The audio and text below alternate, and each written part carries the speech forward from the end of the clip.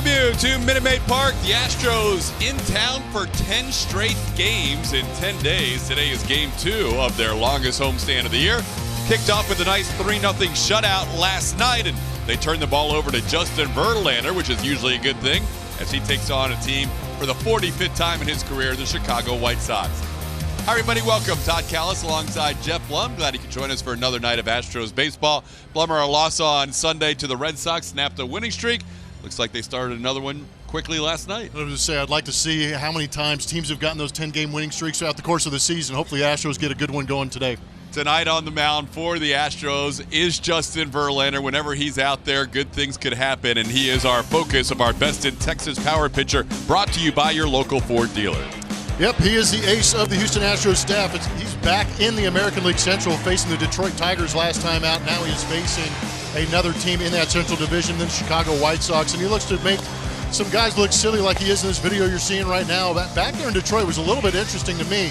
TK, we saw the fastball, a very good slider, but also a lot more curveballs. Yeah, he was throwing the curveball well. The slider was very effective. Verlander was on his A game, and now taking on a team that he has 21 wins against in his career in the White Sox. For the Astros last night, the home run streak continued. They're up to 17 games in a row. But it wasn't the usual guys you would expect. It wasn't the Bregmans or Springer out of the lineup. There was other guys in the lineup contributing. Yeah, a couple of guys on the IL, Altuve, one of them, and then George Springer, another one out of that lineup. So you got to have some of the other guys step up. And this might be an even deeper lineup than we saw in 2017, because guys like Jake Marisnick off to great starts, and we finally got to see Great White get on the board with his first home run of the year, and it was a big one at 418 feet. But you got to have those contributors all throughout your lineup if you're going to maintain yourself as the best team in baseball. When we come back, we're going to hear from Michelle Margot a little bit later on, as she'll discuss the leadoff hitter tonight. Josh Reddick back in the 1 slot for A.J. Hinch.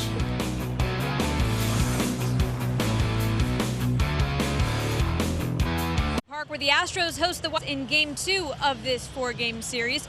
Well, another day that George Springer is not in the lineup, but there is nobody better to put in that leadoff spot than Josh Reddick. He has been swinging the bat very well all season long. He has been red hot lately, able to hit to all fields, and that is why we are shining our Shiner Box spotlight on him today. He's hitting .331 this season, which is the second highest batting average in the American League this year. But what's even more impressive are his numbers against lefties. He leads Major League Baseball with a .481 average versus left-handed pitching.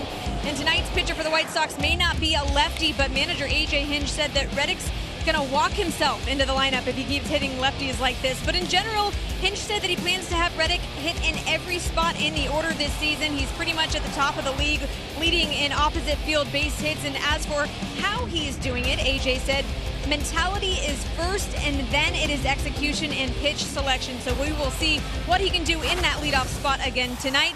Justin Verlander with the rock tonight against Dylan Covey and the Chicago White Sox. It's Game 2 of this 4-game series.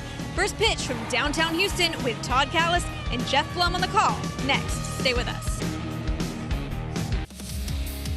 Baseball on AT&T Sportsnet is brought to you by Rooms to Go. Now's the time to save during the big Memorial Day sale. And by Jack in the Box. Try Jack's $4.99 spicy chicken strips combo for a limited time. Price and participation may vary. Astros and White Sox getting ready for the second game of this 4-game series with Justin Verlander on the mound. Making his 11th start for the Houston Astros. He is 7-1 on the season, 64 1/3 innings pitched, keeping opponent batting averages down to 154.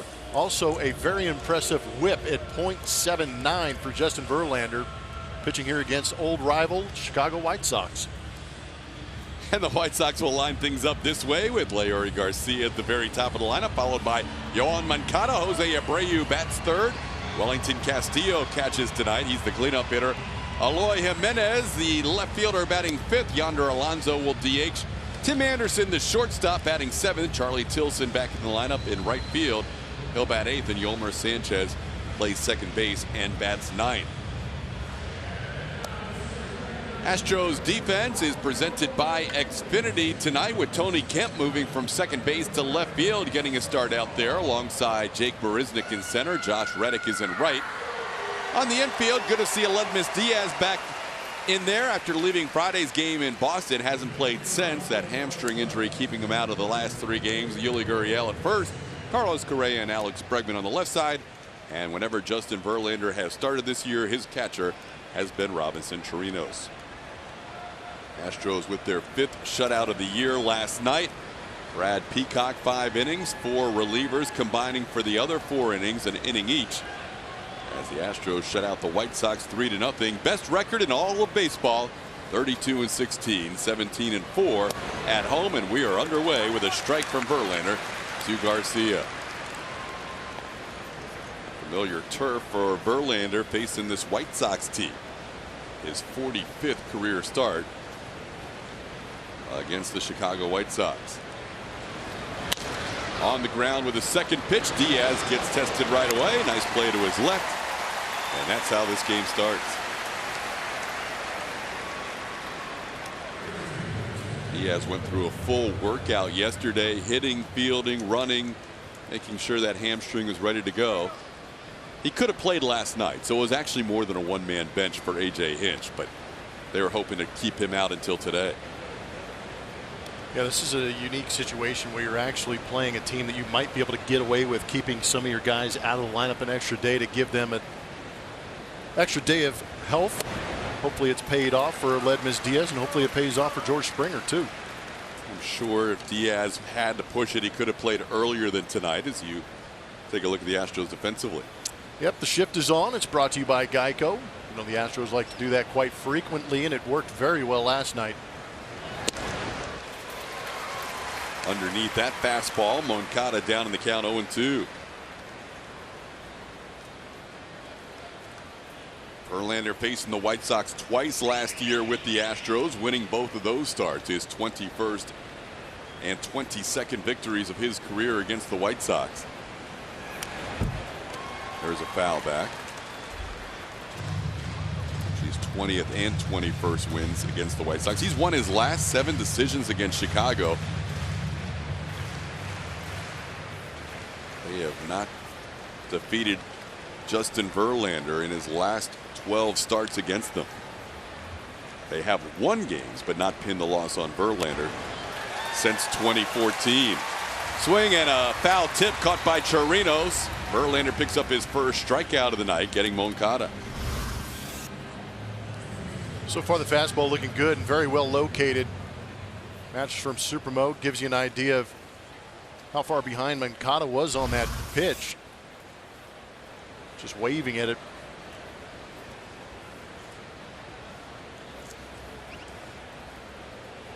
Now facing a guy who has given him trouble in the past, Jose Abreu. Abreu takes a high fastball for ball 1. See the numbers on Abreu against Verlander. 366, 5 home runs in his career. That is tied for the 3rd most against Verlander in his Hall of Fame career on the mound. Alex Rodriguez has 5. Abreu has 5. The Hall of Famer Jim Tomei has 7, and Carlos Santana has 8.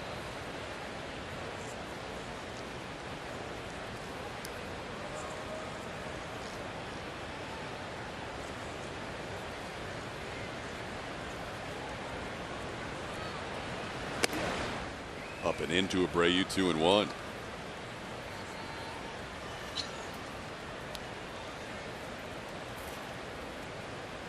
Verlander starting the day tied for 2nd in the American League in ERA. He's tied with Jake Odorizzi.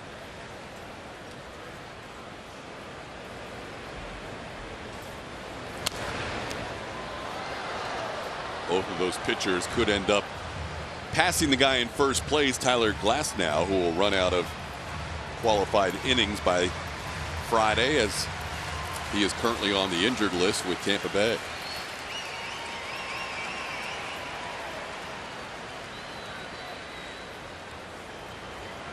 Heavy dose of fastballs to the big right-hand hitting first baseman. And he ends the at-bat with a slider for a swinging strike. Justin Verlander, a couple of strikeouts and a 1-2-3 first. Here's how the Astros will line things up. Another night without George Springer, dealing with a little back tightness, so Josh Reddick gets his second straight start in the leadoff spot, followed by Alex Bregman at third. Michael Brantley will DH. Carlos Correa in the cleanup spot. Yuli Gurriel at first. Aledmys Diaz back in the lineup. He'll hit 6. Robinson Chirinos behind the plate. Tony Kemp bats 8th in left field, and Jake Marisnick another start. He's been rolling with some starts lately. That is now 6 in a row for Jake. Right-hander going for the Chicago White Sox, Dylan Covey. Some interesting numbers on the season. He has appeared in 5 games. 3 of them have been starts. Check out the innings pitched compared to walks. 16 1/3 innings pitched, 12 walks. Only 6 strikeouts on the season, so expect this to be a tough matchup against this Astros lineup that can be very picky. They will wait you out, especially if you have a reputation of struggling with command, as Covey delivers a strike on the outside corner to Reddick. Josh batted leadoff last night, batting leadoff tonight. 12th time in his career he has done so. 9 appearances as a leadoff hitter in 2017 for the Astros.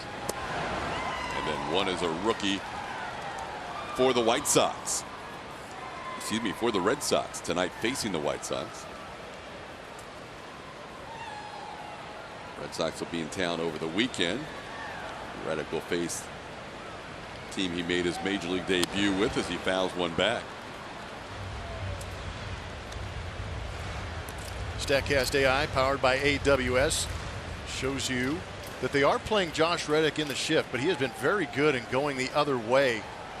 Saw a couple of those against Chris Sale, putting together some good at-bats, but he usually sprays that ball around pretty good. With the White Sox going with the shift against him.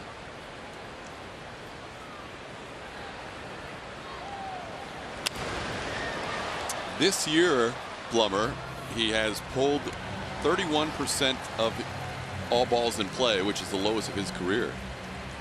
So I think the shift maybe worked in the past, but this year it's been a lot of opposite field hits. Yeah, because we've seen teams actually adjust and play him straight up. But there are some teams that maybe their analytics tell them a different story and they're going to adjust accordingly. But we have seen some teams that we saw shift him in the past play him a little more straight up. There is 94 from Covey. That's usually where his fastball will sit. Yeah, he's got that fastball at 94. Early on, you see the 92s, the 91s. Those are a little more of a cut fastball from Covey. Does have a slider and a split.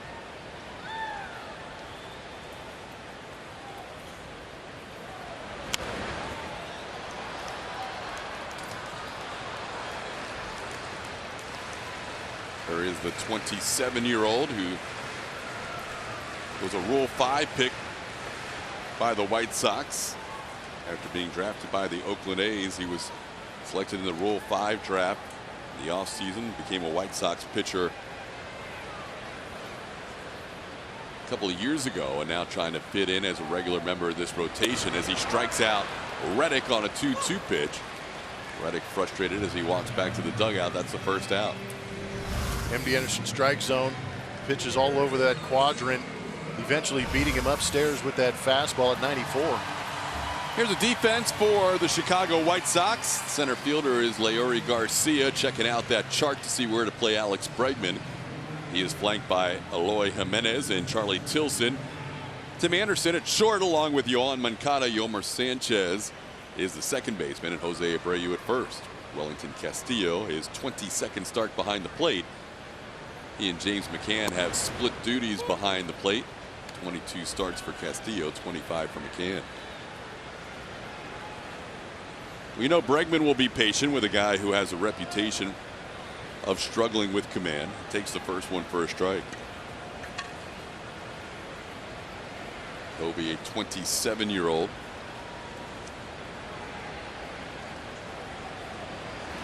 On the ground towards short, to his left. Anderson has it and makes the play to first. That's the second out of the inning.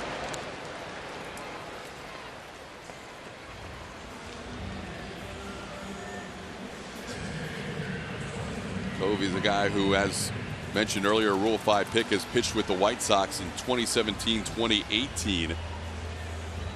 And obviously this season as well, mostly as a starter, but has been used 6 times out of the bullpen in each of the last 2 seasons. One guy he has faced more than anybody else on this Astros team is Michael Brantley, and Brantley has some good numbers against him. He is 6 for 13 with a couple of walks against Dylan Covey.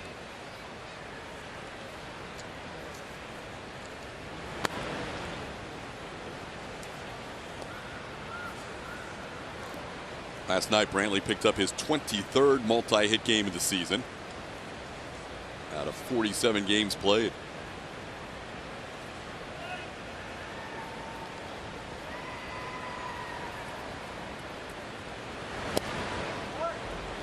Hold the string on him there. It's 1-1. Might have been that split. Usually if the split is going right, that does exactly what you just saw. The bottom falls out of it and gets underneath the swing.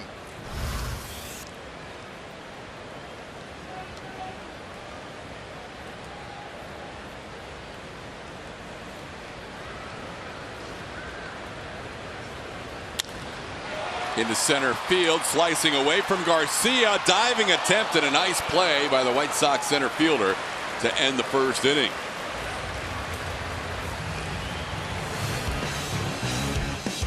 Getting the return service on that play in the outfield from the Chicago White Sox.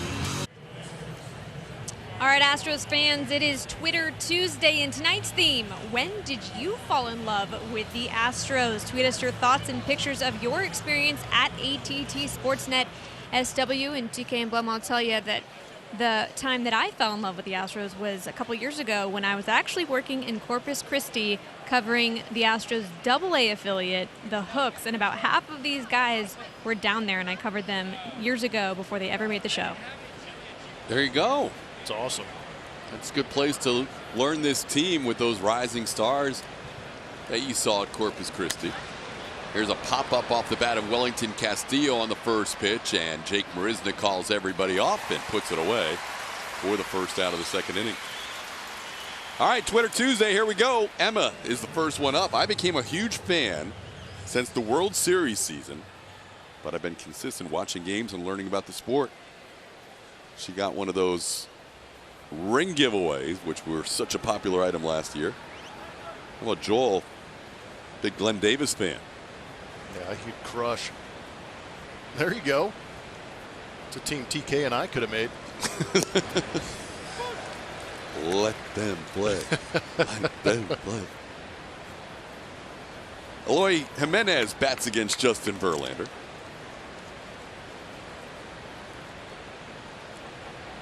This is the first time for this highly touted prospect, ranked number 3 of all teams in the MLB.com prospect list. First time for him to face the future Hall of Famer Justin Verlander. He's down in the count 0-2.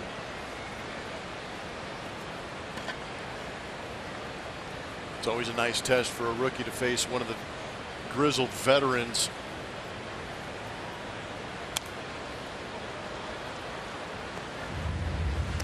JV seems like he'll be around forever because he keeps getting stronger, it seems. But I'm sure when Eloy Jimenez is reaching his peak in prime, it'll be towards the end of Verlander's career. You never know how many matchups you'll have with this team just facing each other 2 different series a year.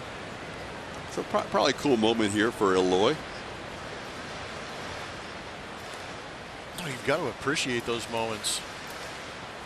Remember, I faced Oral Hershiser, and I grew up in the LA area. Ooh. And that was just kind of cool. I completely rolled over a sinker, but I got to tell everybody I faced Oral Hershiser. These are the stories you tell. These are the matchups you dream about coming up through the minor leagues. So he was the guy, right? When you're on deck, you're like, oh boy. Yeah, I'm like, man, I grew up watching this guy, you know, in the late 80s, early 90s. And all of a sudden they announce your name and you're facing him. You're going, what? It's surreal. It also gives you that idea of accomplishment, being on the same level as these guys. Chased the fastball way up. Justin has thrown 18 pitches in this game, and 16 of them have been strikes. Take that, right? And Eloy at this point in 2 strikes is swinging at almost anything up there too. So you wonder how far JB wants to see how much that zone will expand.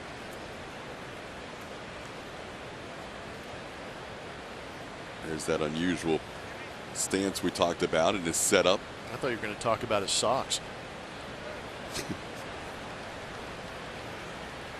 It's got a lot going on. It's got the old school, and then the fluorescent shoelaces,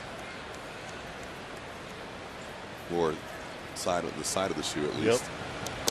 Oh, he didn't chase. See, Justin hopped off. He thought for sure slider away. He's going to chase. He's going to go after this one, especially after those elevated fastballs. Also, see him getting after him in the top part of the zone. Not enough to catch it. Wow, that's an impressive take. But he's not able to lay off the same pitch the second time. Jimenez goes down, and that's the third strikeout for Verlander. Well, it goes to what you were talking about. He's testing the young man right now, and he went after him with the slider, and he went, wow, he didn't swing at that? So he said, I'm going to throw another one and see where he's really at. And I think he found him out right there with that good slider. That slider is so good. As you see, the chase percentage is in the top 5 in all of baseball. That slider accounted for 20 strikes last time against the Tigers in 25 pitches. Here's Yonder Alonso.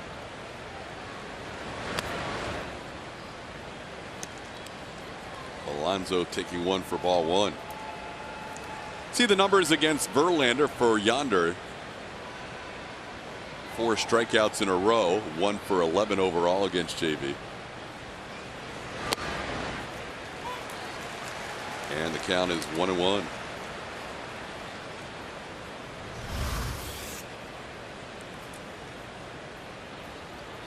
Didn't get the first curveball over, wanted to go back and get that one. Evens the count up 1-1. That was a very effective pitch for him in Detroit. Verlander starts the night with the best batting average against in all of baseball. His last 2 outings, 7 innings in each of them. 7 innings against the Tigers on the road, allowed 2 hits. 7 innings against the Rangers at home, allowed 1 hit. Inside, 3-1.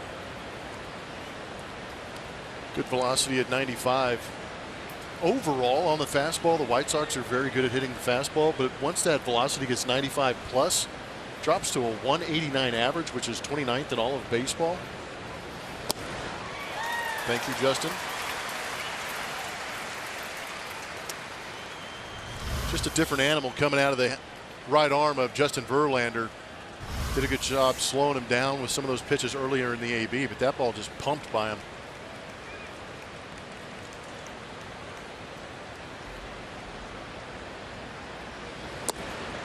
Missed with that 95-mile-an-hour fastball, and Alonso, who leads the team in walks, draws his 22nd free pass of the year. That's the first base runner for the White Sox. Twitter Tuesday, when did you fall in love with the Houston Astros? Tell us your stories. Astros fans since back in the 60s. You love those unis, don't you? Those were outstanding. 1991, first baseball game was an Astros game from, is that Western New York?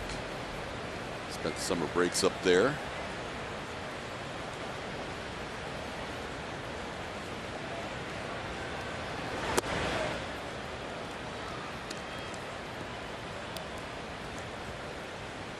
Want to know the count to Tim Anderson.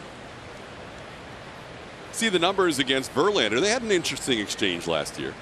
Yes, to say the least. He had one of his 2 hits in 18 at-bats against Verlander, and then down 5-0 in that contest, decided to try and steal a base.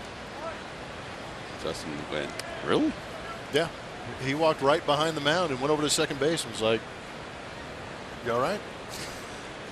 They exchanged words. We know that Tim Anderson's a fiery kind of player. Mm-hmm. He's garnered a little bit of attention with some of his play on the field. He's been putting up great numbers on the season, but more notably on some of the bat flips. Yeah, he has tossed a few bats away after hitting home runs.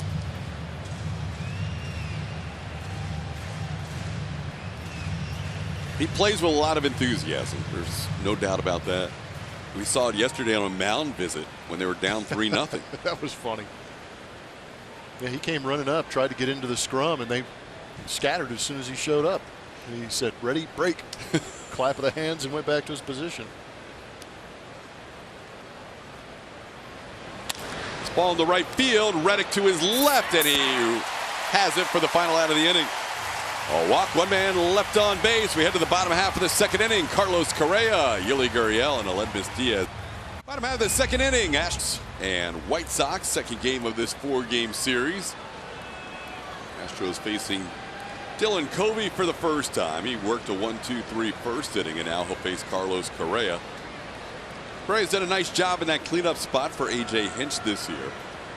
Batting .339 with 4 home runs and 1,070 OPS as the number 4 hitter. And looks at a fastball for a called strike. So far, it's been no issue for Covey here with the command. 9 of the first 12 have been strikes. One right-hander coming in with 12 walks to 6 strikeouts. And really in all 3 seasons at the big league level has struggled with issuing free passes, but tonight he's been up in the strike zone. Yeah, that cut fastball looking good on our MD Anderson strike zone, catching the outside corner.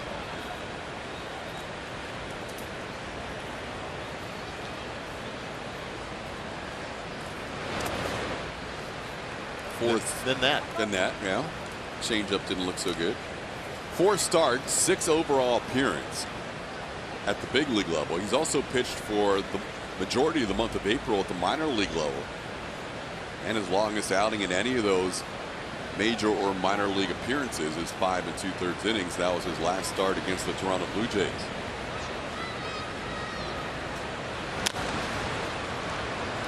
In that last start, only walked 2 in 5 2/3 and struck out 1.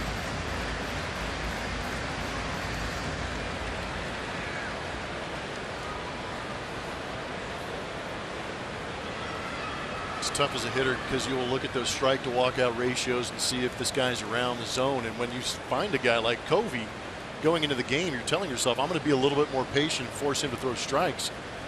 So you got to give credit to Covey for getting ahead early in some of these counts with a lot of strikes, because that's probably not something the Astro hitters are anticipating. Not only is he splitting time at the big league level between the rotation and the bullpen, it's also the case for him at the minor league level. Made 3 starts, 2 out of the pen, and he's a guy, as a starter, still works exclusively out of the stretch.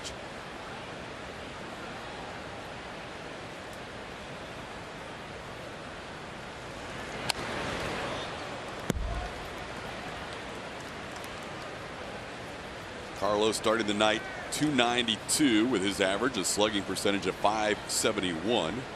It's good for 8th in the American League. Knocked in a run last night with a sacrifice fly, his 31st run batted in of the year.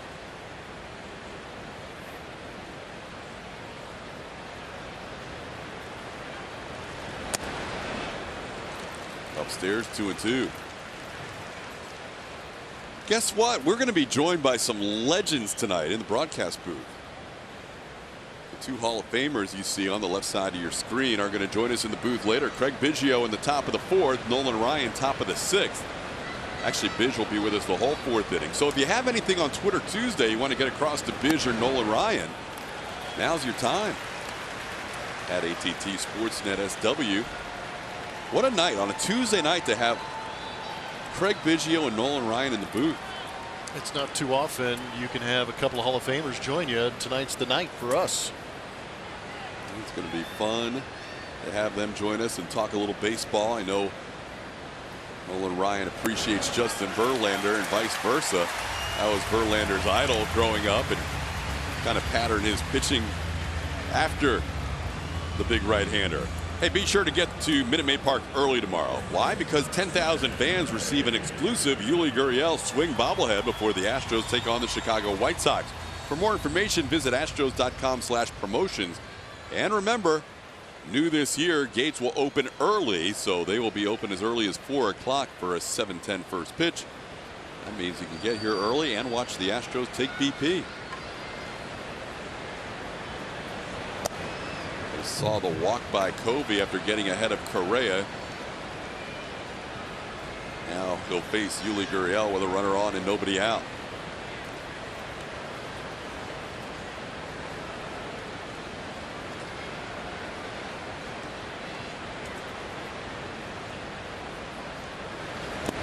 Despite an 0 for 4 last night, Yuli has always hit well against Chicago.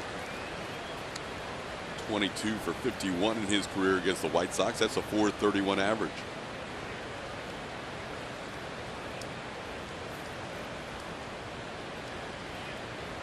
I didn't even notice on the bobblehead if they had the pocket tucked in or out. Yeah, what's the story on that? It's his thing. Right pocket never fits. Up the middle, Sanchez will backhand, step on the bag, and make the play. Yuli grounds into a double play. That's a big 2 outs right there for Covey after walking a batter and getting 2-0 on Yuli.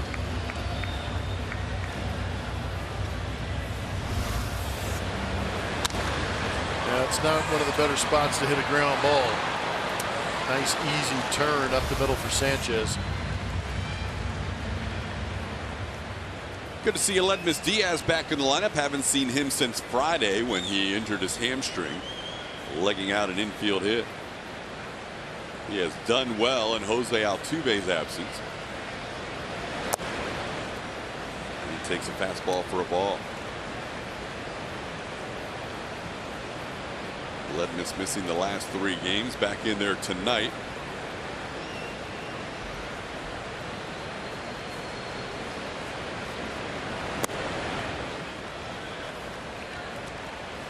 Prior to missing those games in the last 6 starts, a .421 average with 3 home runs and 10 runs batted in.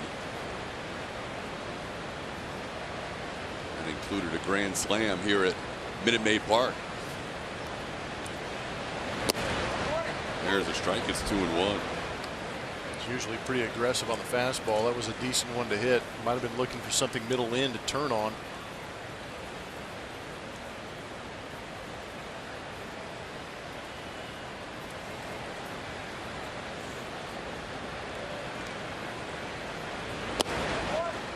Picks up the outside corner, 2-2. He's got plenty of opposite field power. We saw it in Detroit. Tell you what, it's so tough for a role player, a part-time player like Aledmys Diaz to take himself out of a game, not only because you don't get that many at-bats, but the way he was swinging the bat. You just hope that he can get right back in that groove he was in. He does. I like it. Base hit to right field on a 2-2 pitch. He's a 2-out base runner for the Astros.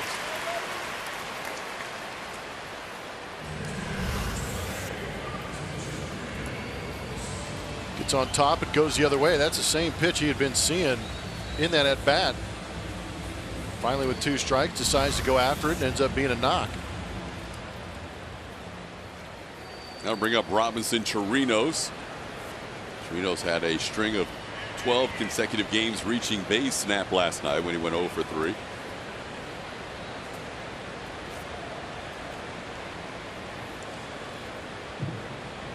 Chirinos is the other hitter aside from Brantley, who has faced Covey, and he's 2 for 4 before tonight. Now 2 for 5 on a ground ball to the third baseman Yohan Moncada. We're through 2 innings scoreless. By Houston Methodist, got some all-time major league ranks as far as strikeouts and innings pitched. On the left, they named an award after him, and Justin Verlander has one. 2,798 strikeouts. He's next on the list for Justin. He's chasing him down currently with 2,786. A little more efficient as far as innings pitched.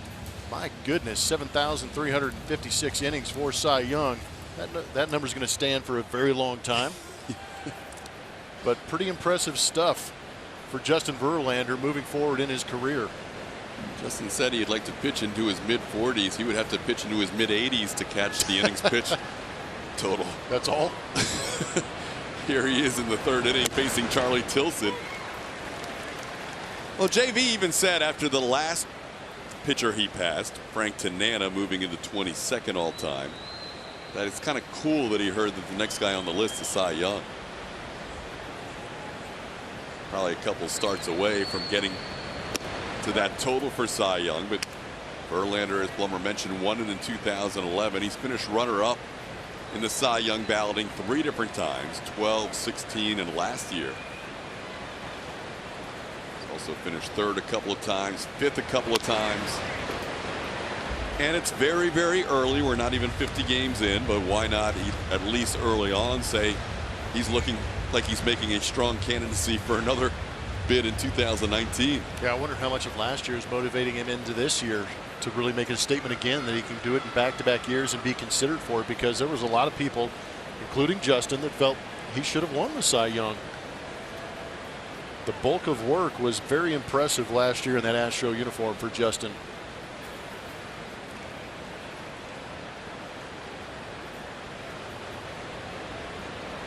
Swing and a miss. He gets Charlie Tilson with the slider. That's 4 strikeouts for Verlander. And out number 1 in the third. Michelle. Thanks, TK. Well, you guys were talking about Justin Verlander, and it is perfect for our Chevy Stroh poll. Obviously, he has a lot of good attributes for a pitcher, but what do you think is the best attribute of Justin Verlander? His intimidation, his mechanics, his determination, or his velocity? Head over to Twitter at AT&T Sportsnet SW to vote in the poll now, guys. Those are all great qualities. He has them all, and I guess for me, determination may include his preparation. Yep. Because that's one of the big deal. That's one of the great qualities he has. He prepares as well, and is locked in to a game plan as almost anybody. And then once he reads at bats as the game goes along, his in-game adjustments are brilliant. They are, and he's worked well with Chirinos to prove that fact. And when TK is talking about preparation, it's one thing to go in there with a scouting report and get a game plan executed, but it's everything in between. It's after the start. How does he get that arm rejuvenated for that next upcoming start? And he's got 4 or 5 days to dwell on who he's going to face. I think one of the reasons, and we can talk to Nolan Ryan about this when he joins us in the 6th, I think one of the reasons why old school guys appreciate Justin so much is because he is one of the old school guys. Yep. He's not a normal pitcher here in the 2000 late teens and now heading to the 2020s. Yeah, he's really a guy that is using some of the modern day analytics and information to make his old school mentality that much better. But he's also found a weakness at the top of the zone against Yolmer Sanchez and abused it for a strikeout.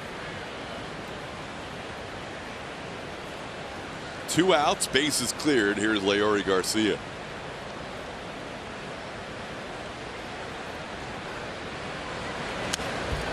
And to me, Justin's a guy, if he pitched in the 70s, probably would have been a 300 inning a year guy. Probably would have been a 10 to 15 complete game guy a year, and obviously that's different now. But he also probably would have been a guy who kept notes on hitters, because that's what guys used to have to do. Right. It wasn't all handed to them on a spreadsheet or on a computer. So they would keep their own notes, some guys would. This is how I got this guy out last time. No, it's so true. It's amazing how quickly everything has changed. Just hand a guy a flash drive, he'll go home and watch it on his computer, you know. Justin does all the homework to get ready for these starts. He's ahead of Garcia 0-2, and he strikes out the side, getting Tilson, Sanchez, and Garcia. 6 strikeouts for Verlander. Hometown Moment is presented by Blue Shield of Texas. Tonight we flash back to May 8th, 2004. Craig Biggio, career hit number 2,500. He would go on to finish with 3,060, top 25 all time. Our Hometown Moment presented by Blue Cross Blue Shield of Texas. And we'll have Bish with us in the next half inning.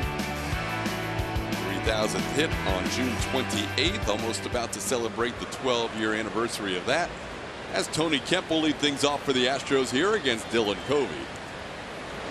And he'll take one for a called strike on the inside corner. Might have been one of the few curveballs we've seen from Covey tonight.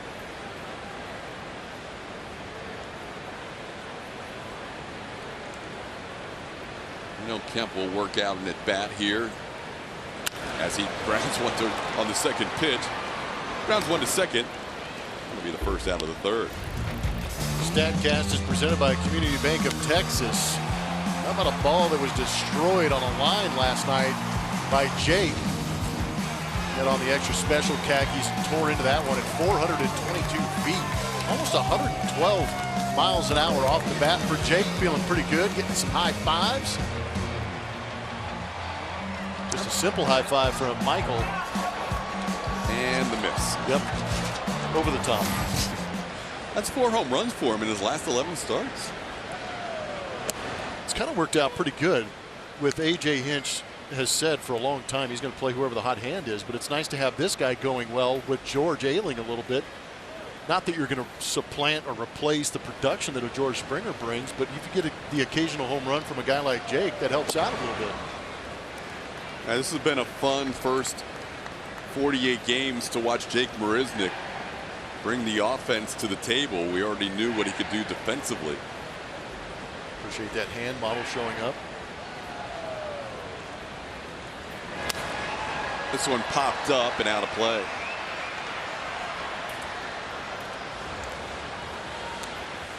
Latest on Springer is that he might try and get some activities baseball related going tomorrow. Didn't do anything today, didn't do anything yesterday.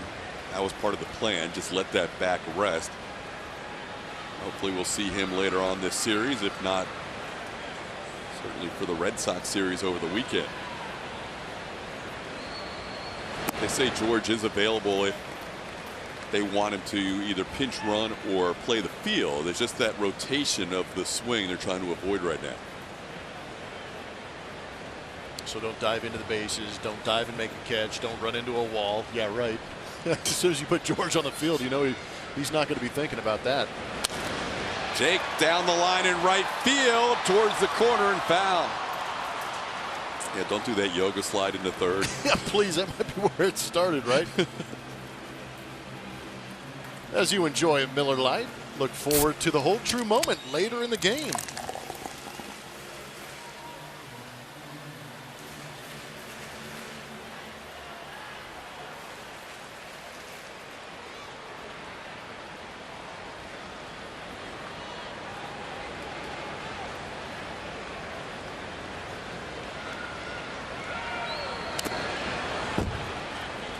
Caught the foot of the home plate umpire Mark Ripperger. Nice. Killer bees in the Astrodome.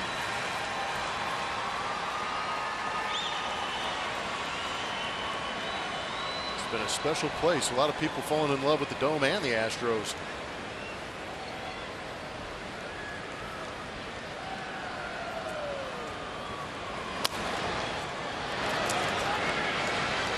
And the Yankees are playing Baltimore tonight at Oriole Park in Camden Yards. It's 9-3 Yankees. That's not the story.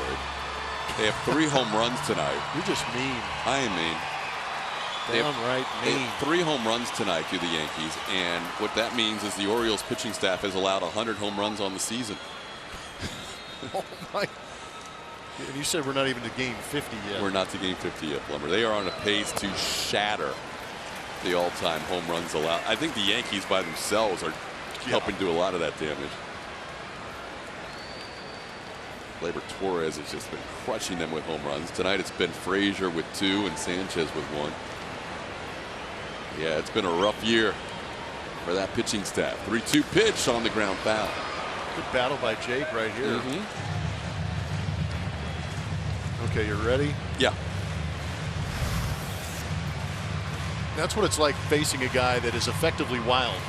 A lot out of the zone, some in the zone. You got to be ready for the ones in the zone, but it's tough when a guy's creating as much movement. I'll get back to your Yankee number after this pitch right here. All right. Let's see if he lays off one out of the zone. No, it's in the zone, and he grounds one to short. Anderson is there, 2 away. Jake hustling the whole time. What do you have?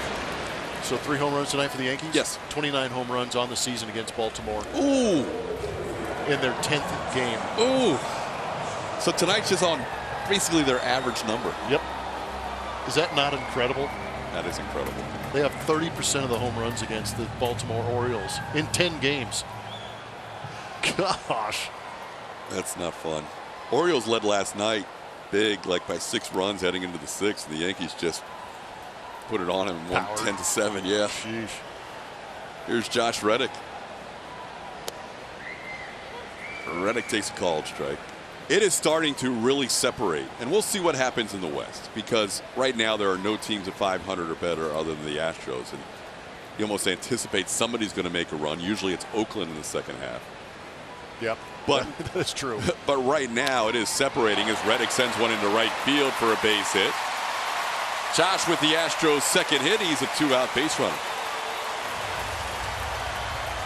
like this conversation where you're going with it about the American League West, but we're going to get on Josh Reddick right here. He'll pick up the second hit of the evening off Covey. Good job dropping the head. So here are your West standings.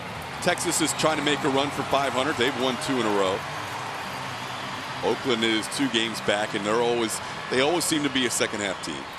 Yeah, they're a late August, September team for sure. But the haves and have-nots in the American League seem to be dividing themselves as we get to Memorial Day, which is kind of the point where everybody says, oh, let's see where you are in the standings. We have 3 teams in the East, Yankees, Red Sox, and Tampa Bay. You have the 2 teams in the Central, Minnesota and Cleveland. And then right now, the 1 team, the Astros in the West, that are above 500.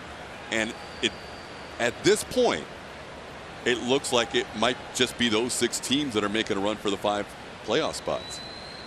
And it feels like those teams who are the have-nots right now have recognized that the haves are very good, and they just have, not that they've chosen not to compete, but they haven't chosen to try and go buy a team that's going to be able to compete with them. So I would imagine, and I don't know if you agree on this, would you see it a possibility in 3 to 5 years where some of those have-nots that we're seeing are accruing the talent like the Astros did, and maybe flip the script a little bit in a couple of years from now? I think this team in front of us, the White Sox. Exactly. Yeah. That's kind of my feeling too, is that these teams are recognizing that the Astros, Yankees, Red Sox, and Twins have gotten the talent, so they're just going to say, okay, go ahead.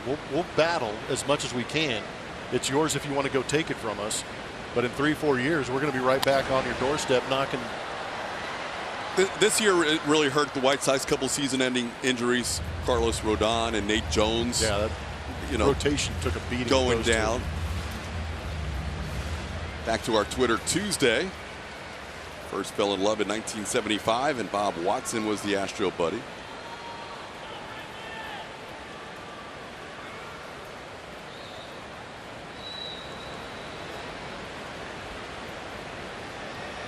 One and 2 the count to Bregman.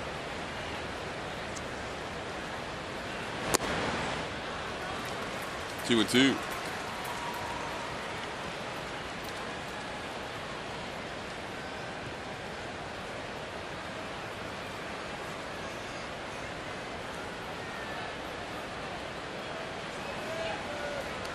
White Sox do have a lot of young talent. They have some of it at the big league level. They have some of it threatening to join the big league soon.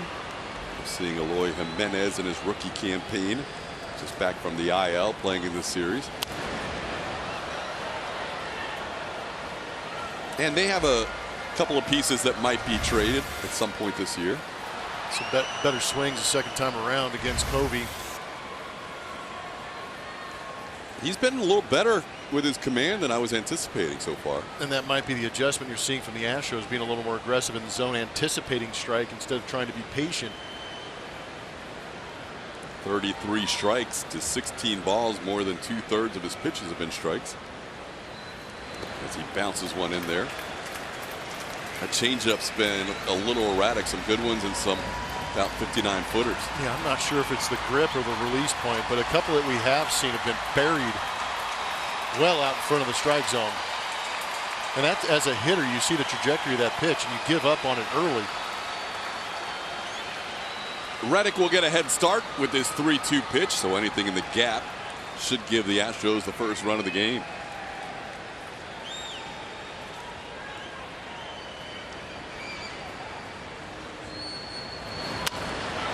Fly ball on the left, coming on Jimenez, still coming, and he makes a sliding effort and makes the catch. Eloy Jimenez, the young left fielder, makes a sliding catch for the final out of the inning. Taking a great play to get the Astros out of that inning by Jimenez. 0-0. Top of the 4th, scoreless, White Sox and Astros. A.J. Hinch and Jose Altuve having a conversation. We have a pretty good second baseman with us to have a conversation. Craig Biggio joins us. How are you? How we doing, boys? Good to see you. Long time no see. Biggie, how we doing, man? We're good. Things are good. Life is busy, and everything's all right. It's all good. Why is it busy for you? Well, I mean, you know, it was I don't know. I seem to be on an airplane, in a car, at a baseball game, softball game, somewhere. Notre Dame just finished up their softball season last weekend in Oklahoma. They lost a heartbreaker to Wisconsin, and bottom of the 7th, the girl had a walk-off. And then, you know, now we got Kevin. So Kevin's AAA. Going to go see him play this weekend in Lehigh. and just crossing our fingers, waiting, hopefully. What are the nerves like as a parent watching these games, especially like a walk-off critical game at the? It was, the softball one was hard. I mean, because it's like and you always feel for the seniors. You know what I mean? Because it's kind of like once the last out is made, the game is over for them, and then their career is over. There's no afterlife in softball, so it's kind of like you lost the game. The way that it ended, it was hard and difficult, and then you're like, okay, now you got like 5 seniors out there that you got to deal with that set of emotions. So it's hard, and Vacuna's a freshman. She did well, got an opportunity to play a little bit, and so we're excited about next year. What kind of advice, you being a Hall of Famer, do you give to your kids? I mean, how do you try and translate your success and some of the stuff you went through to your kids? It's all different. I just try to be positive all the time, no matter whatever's happening. And as you know, Blummy, it's just one of those situations where you just try to be as positive as you can, and because the game and the game, whether it's softball or baseball or any sport you're going to play, it's going to humble you, and it's just you got to deal with it, and you got to fight your way through it. And so my mentality with them is just really just keep fighting, keep working, and just try to be the best player you can every single day. And then when the day is over, just try to be a good player again the next day, and just being positive with the whole situation. Verlander with 4 strikeouts in a row, and now he faces Jose Abreu. Our scouting report presented by your Greater Houston Honda dealers. Abreu has been very good in their matchups against Verlander. He has been. But so far tonight, Verlander. He's 0 for 2 tonight. How about that? Watching JV, watching Verlander as much as you do, he's just good. He's great. He's great. I mean, all our guys on our pitching staff. You having a guy like him at number 1, it makes everybody else better, because then you got Garrett Cole going the next day, and then you got Miley, and then 4 and 5, and then it's when you got the big lead dog that does what he does, it everybody else just tries to do as well as he does or follow suit. Got some tweets on this Twitter Tuesday. Cammy, my boy right there. God bless you, brother. Yeah. Yeah, he was an outstanding player, but unbelievable. But the respect he's gotten within the community of baseball, that's what kind of showed me how special Cammy was when I finally got to play against him. He's such a big heart. He looked like a Harley Davidson Hell's Angel type biker guy. But when you broke him down, man, the guy would give you the last nickel he had in his pocket, and he didn't care. He was just a good guy. He loved his cars, loved his motorcycles, loved baseball, loved his teammates, and loved his family. And God bless him. I miss him. Yeah, you guys seem like you had some similarities with the current group and your group, and that they were very different, but their common goal brought them all together. Absolutely. The parallels between the teams that we played with when we were really bad, and then with Baggy, with Baggy and Cammy and Casey Candell and Billy Spires, and it's the same situation in Blummy, as like these guys here. These guys, they come to work every day and they want to play.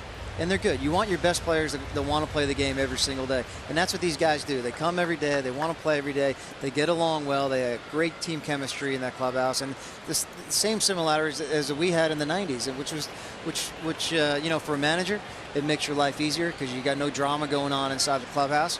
And they're good. Yeah. And they're really good. I mean, it's just they're fun to watch and easy to pull for. It's just an exciting time for our organization and our fans because of where we're at. You get down there quite a bit in the clubhouse. Is there somebody you go in immediately and say, I've got to talk to? Who is it? I just try to make my rounds. I mean, there's not one guy in particular. I mean, shoot, I've been doing this for 14 years now, so it's just kind of like you develop the relationship over the last 14 years, and with the new guys, you try to get to know them as much as you can in spring training, and that's kind of what I like to do. And then I just make my rounds, and whenever we cross paths with anybody, we just try to, just sit there, quick visit, and talk about whatever you want to talk about, whether it's baseball, whether it's golf, whether it's hunting or whatever. It's just kind of like, it's not always baseball, that's for sure, but because you got to break it up. Oh my gosh, yeah. As you know. Do any of these guys come and seek you out for advice or any opinion about when you played? But we'll talk about it later. There you go. Verlander's dealing. 2 more strikeouts. Too quick. He's up to 8 strikeouts. Oh, this thing.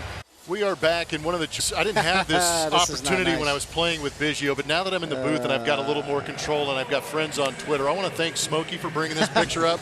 Could you please explain what's going on here? Smokey, I'm going to come find you, tonight. I'm telling you. Why did you tweet this? I don't tweet. I don't do anything. The internet finds everything. I thought we threw all these out. Anyway, this is back in the day, and we thought we were cool. And that's pretty bad right there. You got to find a one for Baggy, though. Okay, whatever your name was. Smokey. You got to find one with Smokey. You got to find the one at Baggy when it was just Jeff. And it was his face. And it was like, so that would be a good one. You got to come across that one. Given his blue steel look. It was just Jeff, and it was his face. We had fun with that as teammates. We put it on the scoreboard. We put it in the bathroom. Did you really? Oh, we put it everywhere. It was funny. It was a good one. It was just as bad as Feel the Me poster. We have to get that blown up and put in the booth. Oh, no, please don't. Oh, my God. We have to find just Jeff before he Just comes Jeff. back in the booth. I'll ask him. He'll remember it. Yeah. There's a better one. That's a better one. Thank you, whoever you are. We like you, Chris. Stay bear. Those are the unis right there that you're wearing on the right. Those are throwbacks right there for something. Well, Jeff has a different one. Cammy and I get the same one on. Yeah. Was there a uniform you liked better than any of the others? Nah, I didn't care. Just give me one. You know, I'm blessed to wear a uniform, be in the big leagues. So I really didn't care at all. It just didn't matter to me. How much you appreciate this guy at the plate right now? Yeah, and he's a professional hitter. I mean, I think he's made, by having, I've just seen, you just watch him and go through his at-bats, his quality of at-bats, and I think it's rubbed off on some other guys too. And that's part of it. Hitting is contagious. And when you watch a guy like this go about his business, it's hard not to take notice. And other players in the lineup, you always try to better yourself. And I think that he's had a positive impact on everybody in there. Craig Biggio joining us in the booth. Bottom half of the fourth inning, scoreless game. White Sox and the Astros. You're mentioning your son, Kevin. What a year he's having. Another great year in the minor leagues. How proud are you with the progress he's made? It's just, I got to think, a matter of time before we see him up here at the big league level. I know. We carry our passports, so you never know, right? So. No, you never know. You never know what's going to happen. So you just he's doing his part and doing what he needs to do, and he looks great. They're moving him around all over the place, kind of like what Marwin did.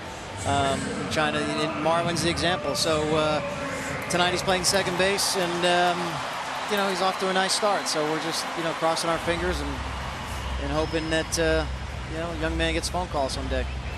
That's going to be quite a moment.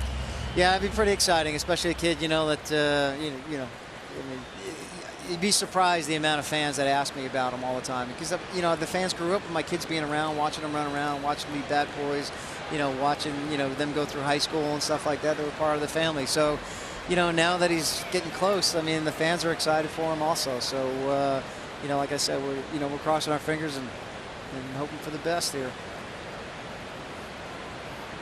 Carlos Correa bats with one out and the base is cleared. Yeah, if you've got any juice on Baggy that you want to let go of right now. No, that's about it right there. Just the Jeff one right there. That's all we need to do is pull that up, and then we can say thank you. Yeah, he's gotten better with me. He doesn't pick on me as much anymore. He used to pick on me all the time. He's grown up. He's grown up a little bit. Yeah, I'm proud of him. That's it's a big step for him. What is it like playing with one? I mean, you've been on the same team with him for 20 years. I think, we 14. Oh, my. Oh, is that it? Is that just Jeff? That is all. That's not just Jeff. There was another one. Keep digging. We were young back then, God, now we don't even take our shirts off anymore. You need help. Yeah, it's like, take it off and take a shower, put one right back on. Yeah. 2-1 the count. I'm glad we don't have any fun up here, seriously. I got a question. Like, you were one of the more superstitious guys in all of baseball. What do you do now? Oh, God. Do you do anything now? Come on. No, I'm good. I'm turned it off like a switch. Well, yeah, I was psychotically crazy. I couldn't even keep up with them all. I've got plenty of stories we'll tell later. No, I know. Baggy knows them. You guys know them all. The guy who ever hit behind me knew them all. Oh, that was you? Okay, yeah. So 2003 was the roughest year of my life. You never knew. It was just kind of like, pick the donut up. It's got to go a certain place. It's got to do this. Top of the star. Oh, it's crazy. Chewing the gum, stick it in your helmet, or Baggy could probably tell you more. Like I said, I don't even know how I kept track of them. No, the most disgusting one you had was with the gum on the knob of your bat in the bat rack, and you would take it and put it right back in your mouth and go hit. Line drive caught by a That was a good one. Yeah, there's that's crazy. Yeah, there we go. There is another one. There's my boy. Oh, they're getting better. I don't think that's it. You got to find the one that said just Jeff on it. we cut their faces out and put them in the bathroom. These are pretty good ones, though. There was, like I said, that was cool back then. We thought we were cool. So when you mess up the routine, if you did it wrong coming in the on-deck, oh my, he would push me out of the way. I know, it was crazy. I mean, you know. I'd go up and get the donut or put pine tar on, and all of a sudden I'd be bumped out of the way I used to lay my be. bats in front of my locker a certain way and stack them up all the time. And Ausmus came by one day and he was like, you know what, I'm just sick of it. And he kicked them all over the clubhouse. And he goes, it has nothing to do with it. I was there for you that. can hit, flat out hit. It's not how you stack your bats or do this or do that. And I was like, okay, man. The whole clubhouse had a good laugh at that one. I mean, but it's a superstitious game, you know. Yuli deep to right, and at the wall. There you go, boy. There you go. Yullinger now puts the first run on the board. You take it. Solo shot. That's number 4 on the year for Yuli. It's 1-0. We just had to get some heat up here in the booth to get some runs on the board. Good to see Yuli getting on top of that pitch. Well, I like him hitting the other way, too, a little bit, so that's nice. He's got one of the more prettier swings. He really does a good job of staying up probably a little more traditional, up the middle the other way, getting on top of the baseball. He does. He's not in the launch angle. He's more in trying to get on top of the ball, drive it, hit it where it's pitched a little bit, and getting a swing like that will get you going for a while. But I think that's why he's so good on some of the elevated fastball too, because he gets his hands above the baseball. Yep, you're right. Saw the graphic about the home run streak. It matches the 2000 team with 18 straight games with a home run. That's something to talk about. How big of a difference was it going from the Astrodome to Minute Maid Park and realizing that you guys just all of a sudden had a playground to play in? Yeah, and as you know, the Astrodome was a pitcher's best friend. Yeah. I mean, it was. Somebody asked the other day. They said, "Was the Astrodome small?" Man, it was a younger player, and I was like, "No, you would have actually loved it. I mean, it was the biggest ballpark that was out there. Just a good swing right there. Stayed on it, hit it where it was pitched." And he does such a good job from contact, staying through it, also creating some of that late life. Now, a ball like that in the Astrodome is like at the warning track. So, sorry. That's what people want to know. This is the Astrodome, man. It was, if you're a fly ball pitcher, that was the place, that's where you wanted to be, for sure. Where are you on some of the celebrations that these guys are doing in the dugout? I think it's great. I think it's exciting. You know, our generation was more serious, intense, and you never really wanted to disrespect the game or the other team. But you know, the way that the game is now, it's exciting. The fans love it. I love it. I think it's fun. Once you're in your dugout, have a good time, man. It's okay. Run around the bases and don't show anybody up out there. And then when you get in the dugout, hey, do a little celebration, whatever you want to do. And I love it. I love it when they game face the camera and stuff like that. Cool. No, I'm with you as far as the respect to the game and doing it in the dugout, not doing it on the field in front of everybody else. Yeah, that's an old guy right there. That kid loved the game. Yeah, I still got people saying, "You used to catch." Are you serious? Yeah, I do. I get that a lot. Yeah, you used to catch. Yeah. The same people that asked you if the Astrodome was small. No, I used to catch. Yeah, 4 years. Yeah. Double ear flaps back then. Double ear flaps. Yeah. There you go. Those are usually those minor league pictures, right? That they put on the rookie card because that's all they've got of you. And you have to wear the double ear flap in the minor leagues. Yep. The good old days. Had you caught the entire way through high school and everything in college? Pretty much. Yeah. You know, I played shortstop a little bit in high school, and then, I was a football player, so I love the mentality of, I love football and I love catching because you're in the midst of the game, you're getting beat up every day, and I loved it. It was fun. And then, I made the All-Star game and team as a catcher, and then they said, "Okay, we want you to go play second base. Go get him, kid. Good luck." Bidge, thanks for the time. You got it, guys. Great Appreciate to see you. Hey, keep up the great work. You guys are awesome. Thank you. Greg Biggio joining us here as we are through 4 innings. Astros with a 1-0 lead. For T-Mobile's Connect game news and notes from around the league, Josh Bell, we'll see him later on this season, having a huge month as he's the MLB leader with 23 RBIs in May. Andrelton Simmons, scary moment yesterday running down the line, placed on the injured list with a sprained ankle. Max Scherzer, and what he's done with the Nationals, just 2-8 when he has started, despite a 3.72 ERA. And the Marlins offense has been struggling. Understatement of the year. They are playing the Tigers tonight in Detroit. They're the 2 worst offenses in baseball, the worst in the AL and the worst in the NL. Epic out-of-division rivalry. Eloy Jimenez, who struck out on a Justin Verlander slider his first time up, misses a slider to start this at bat. JV has been strong through 4, striking out 8, only allowing a walk with 2 outs in the second inning to Yonder Alonso. He's ahead 0-2 on Eloy Jimenez. 54 pitches in. He has thrown 40 of those for strikes. We're going to pick different nights to have guests. It's unbelievable. I don't know who we'd pick, but get Wade Miley out there and we'd be speeding through every inning, every pitch. But with JV out there, what he's doing tonight, wow. He is ready to go. He's working with a great rhythm. He and Chirinos have been on the same page, it seems like, almost every pitch.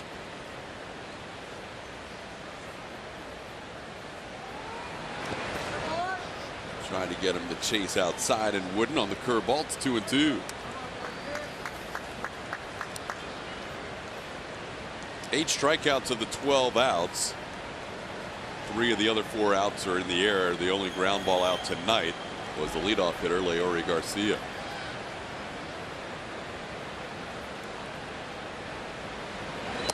Strikeout number 9. Second time he is retired. Jimenez on strikes. It's that power slider he's got working tonight. Looking for something to do before the Astros take on the Boston Red Sox Friday? Join us for pregame happy hour presented by Budweiser at the Budweiser Brewhouse in center field. Music, games, and food and beer specials will be available from when the gates open until 6:30 p.m. Visit Astros.com/happy hour. Here's the only batter who has reached base against Verlander, Yonder Alonso, who drew a walk down to the count here 0-2 or 0-1. Verlander has struck out 6 of the last 7 batters he has faced and retired 8 in a row since that walk to Alonso. A little bit low. It's 1-1.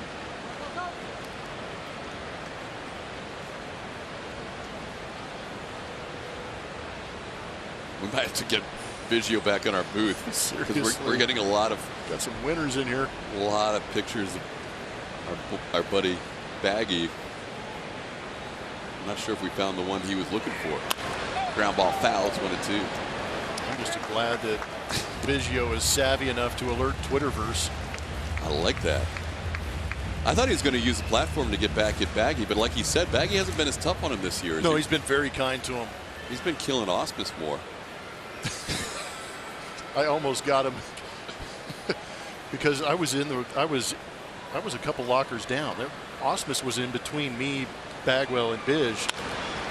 Ball hit on the ground. Yuli will flip it to Verlander covering. In the clubhouse. And Bish literally would line up his bats. I mean, it would be a particular way. And right. I mean, I think Brad maybe grounded into, his 38 double play on May 30th.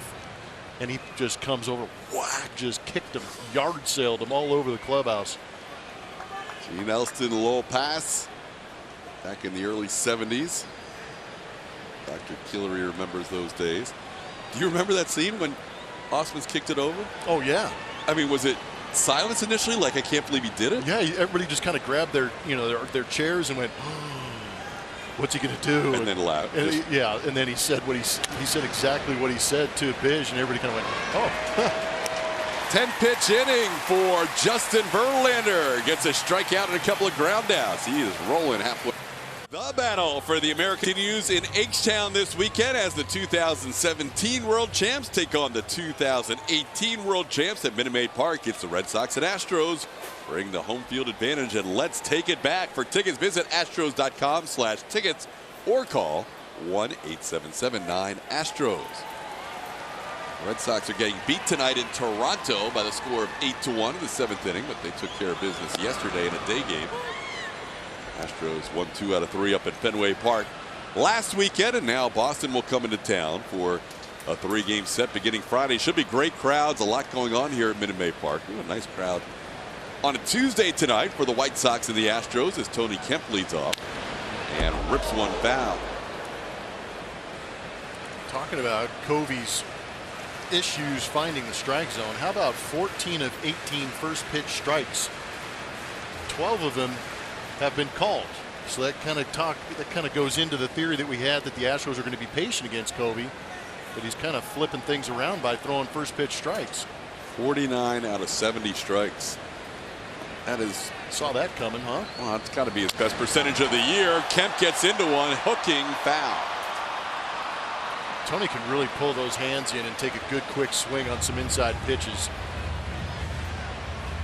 It's that slider kind of cutter from Covey trying to get in on the hands, and Tony Kemp letting him know that the kitchen's closed. There you go, setting up and in, and he just quickly pulls the hands in and gets a barrel to it.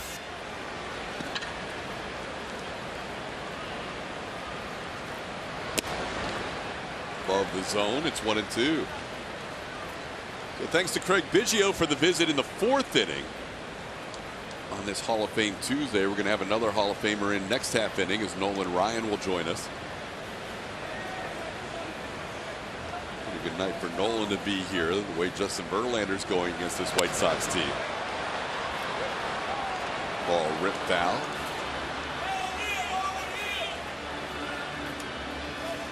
Astros lead 1-0 on a Yuli Gurriel opposite field home run.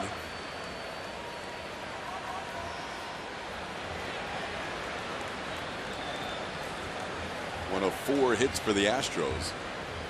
Ledmus Diaz has 2 of the other 3. And the 4th hit from Josh Reddick. 2-2 the count from the right-hander who attended University of San Diego and was teammate with Chris Bryant while at USD.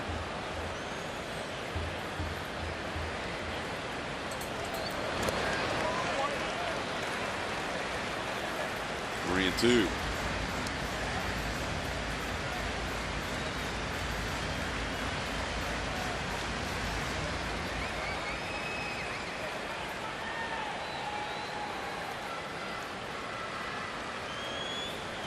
Covey's walked 1 tonight, and he has struck out 1.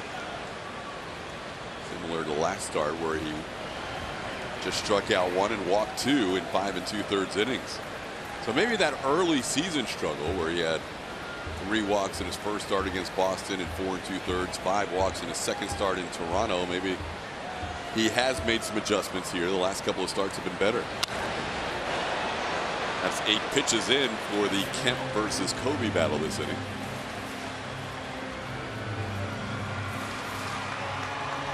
Tony desperately fighting off those inside pitches. But that's really the only side of the plate we've seen that cutter kind of slider go. We haven't seen him go to the outside corner with it.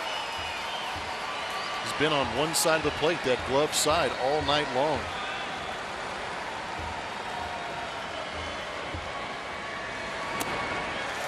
Down and in, ball 4. Second walk issued by Covey. Kemp's the leadoff base runner in the 5th. We'll check in with Michelle Margot. Thanks, TK. Are you following AT&T Sportsnet on social media? From in-game highlights to exclusive player interviews, find us on Facebook, Twitter, and Instagram for the latest on the Astros all season long.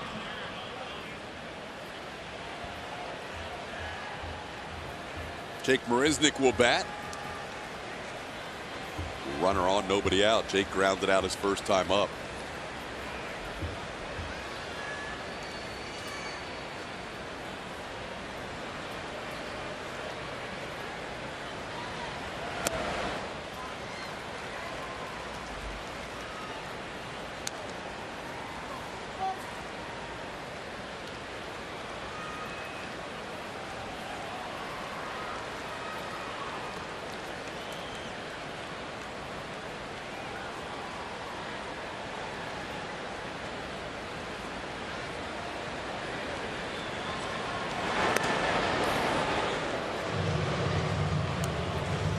Covey and the White Sox are thinking the same thing with Tony Kemp over there at first base. He might have an opportunity to try and pick a pitch, run himself into scoring position early in this count. Kemp 2 for 3 in steals this year. It's a pretty healthy lead. Kemp caught for the first time last night on a great throw by James McCann.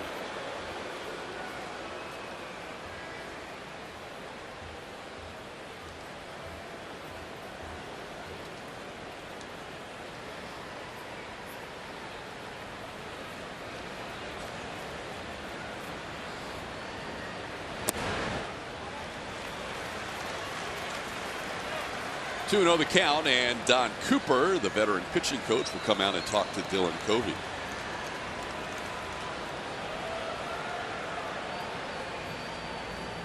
Kid who on the year hasn't thrown a whole lot of pitches in any of his starts. 84 is his season high. That was his last start. He's thrown 79 so far tonight. More tweets on Twitter Tuesday about when fans fell in love with the Houston Astros. And Jeff loved it when the NASA astronauts came to the Dome throughout the first pitch, celebrating the new stadium.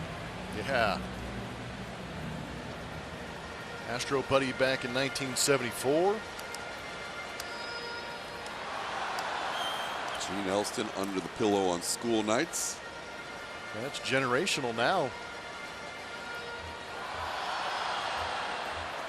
Eighth wonder of the world. That exploding scoreboard was awesome. Some unique pictures in there. That was awesome.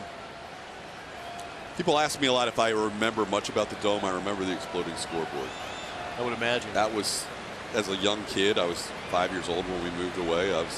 That's one thing you remember: the Cowboys shooting the guns, the bull. It was fun. That and the seats. When you hit them down, the seats would flip right back up. Oh, no way. Yeah, and the lower level, at least when I was a kid, that was like 5 innings of entertainment. Slam those things around, making all kinds of racket. Yeah, people around me probably hated me. Oh, come on. But yes, flip the seat, adorable. Flip the seat down, bounce right back up. That was like a toy. 2-2 the count to Jake. This is awesome. Yeah, I could do this all game. And I remember Astro World. That was cool. Oh, yeah.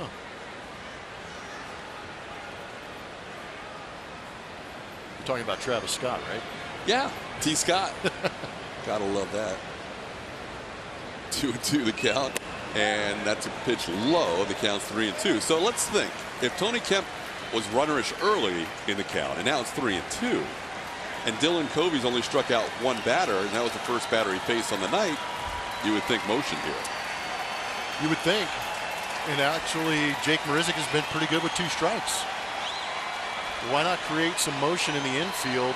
Maybe open up some holes for Jake. And if Jake squares one up like he has been recently and finds a gap, Tony Kemp has a better chance of scoring. There he goes, and he crushes one foul. Is this going to stay in the stands? Yes, in the last section. Man. Well, if you're going to hit a foul ball, that's the way to do it. I don't think we've seen one hit that far up in the left-hand corner. But Jake pulling the hands in nicely on 94. See if that scares Covey out of there.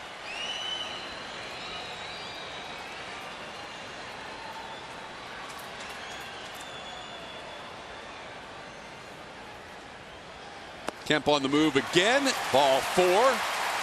Back-to-back walks as Covey is at his highest pitch count of the season. And there's 2 on with nobody out for the top of the order.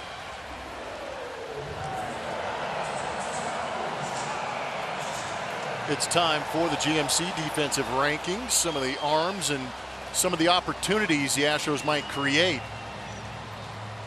Garcia in center field, shaking that right arm out, has a pretty good one. Got himself 9 assists this season, 8 assists this season. But we've seen some issues in right field with Tilson. Jimenez, the rookie left fielder out there, you know they're going to test the arm of him. I think fatigue may be playing a factor here in this inning for Covey. All of a sudden he's fighting to find that strike zone. He's had a couple of 3-2 walks here to Kemp and Marisnick, and he's down to Reddick 1-0. It's a good call. Trying to get that bullpen loose quick. You've got damage coming your way at the top part of this Astros lineup. They have the lefty Aaron Bummer warming up.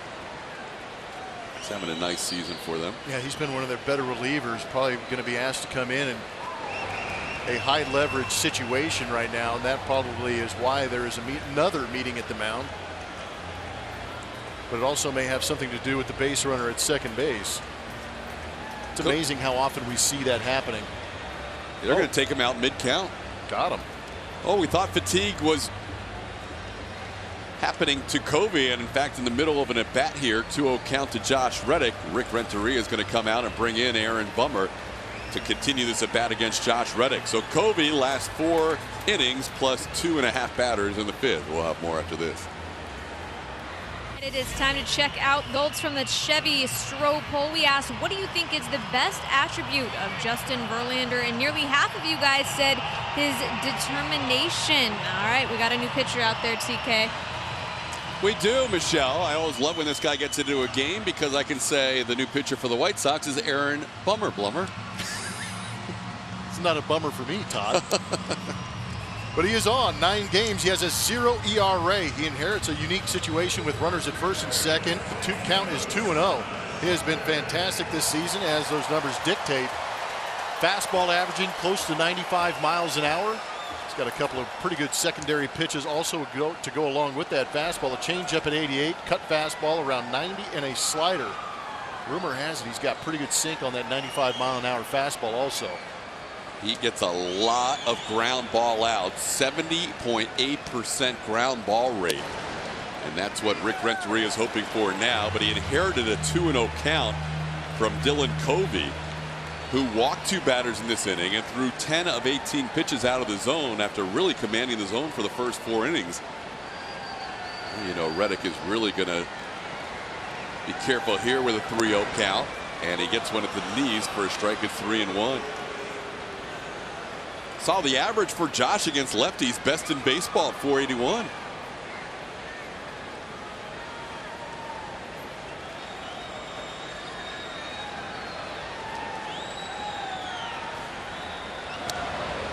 fact, it's been going so well for Reddick that he had a 10 plate appearance streak where he reached base 10 straight times against lefties with 8 hits and 2 walks.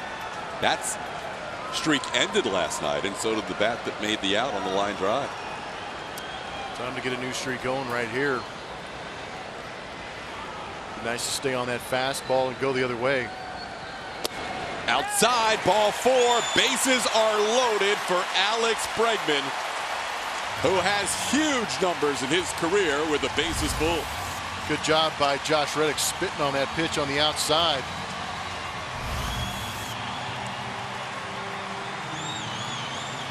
Since Bummer inherited a 2-0 count, that walk is charged to the starting pitcher, Dylan Covey, who has essentially walked the bases loaded. And now Alex Bregman bats, and how about these numbers with the bases juiced? Right man, right spot.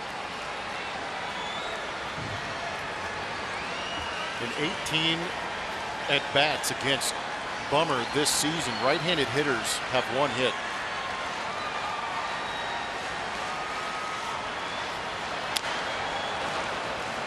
Jump on that first pitch and grounds 1 foul.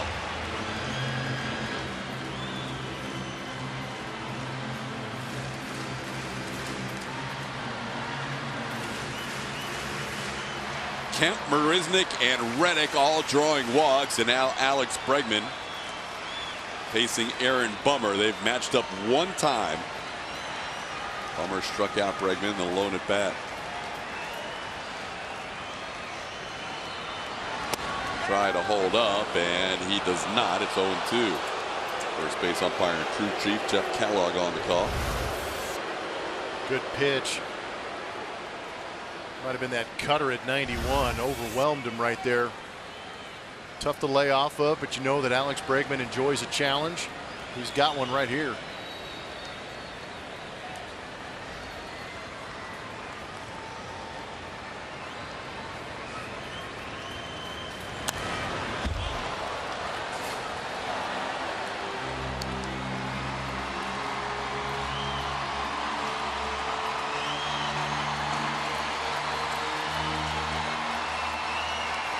There's some of the arm strengths out there. See the major league average at 87 miles an hour. Tilson has a good arm, but he had a little bit of an issue with a ground ball the other day, and Jimenez at 78 miles an hour is a young man that they're going to try and test, especially if Alex is able to elevate one to the outfield. Now Garcia with those 8 outfield assists in center field that you mentioned, that leads the American League. Now, he's the one guy that you probably will not test on a medium fly ball. The other two, I'm thinking Tony Kemp comes in.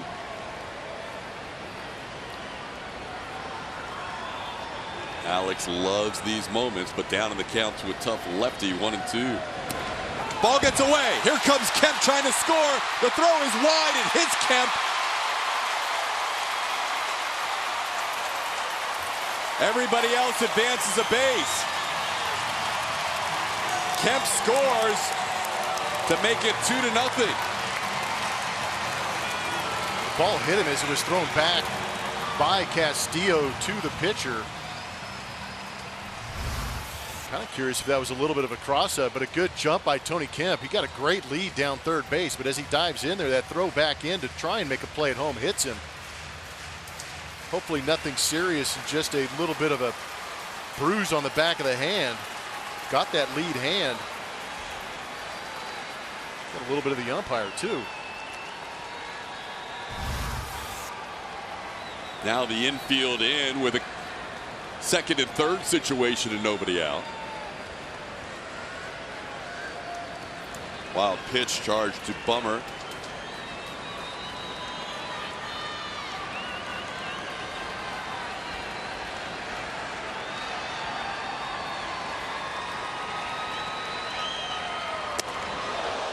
Upstairs at 97, a little tight too. That front, that right hand. Yep.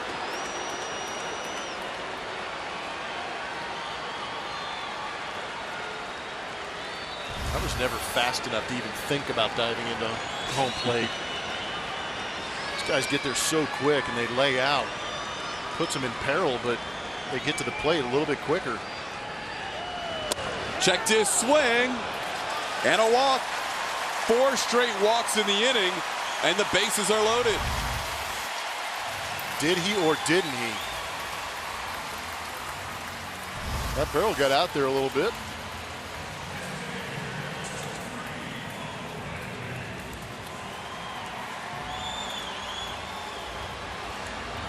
Walk to Kemp, walk to Marisnick, walk to Reddick, all charged to Dylan Covey.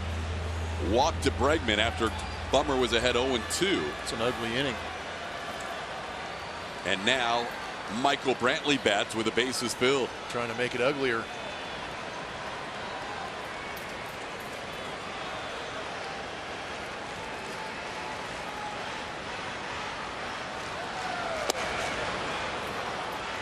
I was curious. Tough AB. Sorry, Blummer. I was curious about the wild pitch that was called, because you said it might have been a cross-up, and here's another look at it. Setting up inside, but I think there was just too much tail on that. Yeah.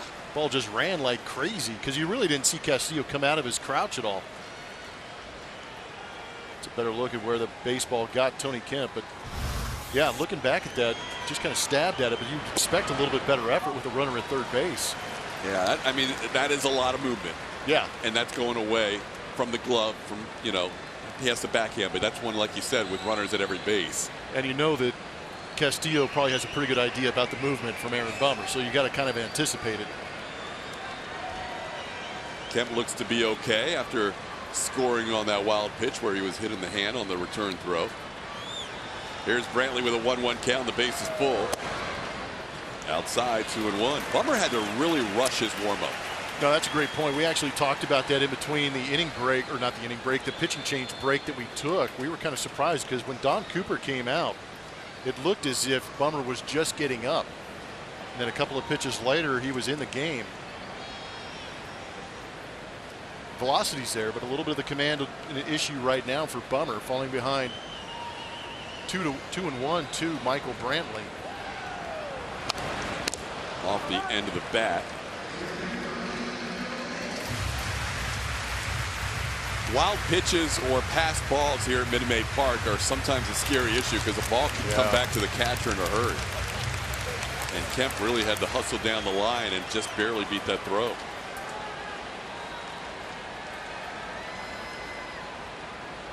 That walk to Bregman, just the 4th walk of the year issued by Aaron Bummer.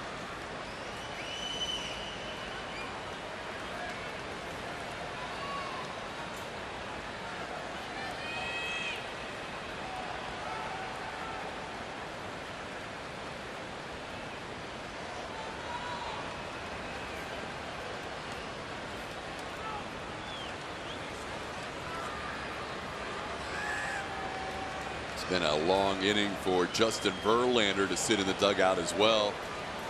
A lot of full counts. Pitching change. Meetings at the mound. Ball looped down the left field line. Back goes Moncada, and it's a foul ball. Brantley doing what he can to battle. Almost snuck one in there.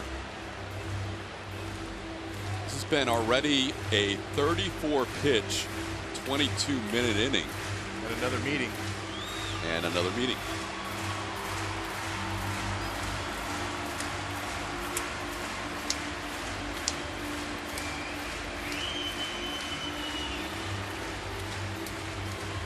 Verlander wants all the runs. I was going to say, if he's going to sit around this long, he wants to see some of these runs come in and explode this thing a little bit.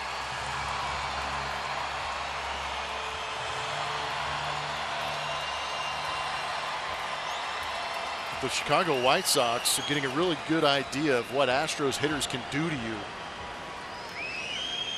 Create all kinds of traffic via the walk and wait for that one big hit. In the left field, will it stay fair? Fair ball to the corner. Marisnick scores. Reddick scores. Bregman to third. 2 RBI double for Brantley. It's 4-0. What an amazing piece of hitting. When we get to the replay, watch how relaxed Michael Brantley is up there waiting for that slider slash cutter to break to the outside corner. And all he does is try and get the barrel to it. That is just a simple flick of the wrist to left field, and it ends up being a 2-run double. That is very good professional batting. Biggio said it when he was sitting right here. The man is a professional hitter. It is a lot of fun to watch him hit. Great read by Reddick to be right on the tail of Jake Marisnick to score that 4th run. Brantley now 3 for 5 in his career against Bummer. And now Carlos Correa bats. He is lined out and walked, 2nd and 3rd with nobody out. He hits one hard, base hit left field. Bregman scores. Brantley will be held at 3rd. It is 5-0. Correa with his 32nd RBI of the year. Here they come. Just too many walks in this inning not to be able to take advantage of it for the Houston Astros. A veteran team, a championship team, facing a young team trying to figure things out, but the walks have piled up. Traffic is out there, and these guys are starting to clear the base paths. Love the fact that Carlos Correa is aggressive early in the count against a tough pitcher like this with a runner in scoring position. Bummer had only allowed 3 hits and 3 walks in 10 1/3 innings coming in. And tonight he's already allowed 2 hits and a walk. But it goes to your point. You know, maybe he wasn't ready coming into this game. Maybe he got rushed a little bit in that bullpen. Didn't get a chance to go through his routine and make sure that he was right before he came in. And now it might be seeing a little bit of the consequence of it. We've got a power player. It's presented by TXU Energy. How about Carlos Correa and his ability to hit the ball hard? We know that that back is healthy. We know that he is feeling good, and he's getting some great pitches to hit. And they're leading to balls being hit very hard. 8 batted balls of 110+ miles an hour. That one in Boston went 448 feet. That base hit up the middle was on the weaker scale, around 108.5. Highest exit velocity of the night for either team, as Yuli takes a strike on the inside corner.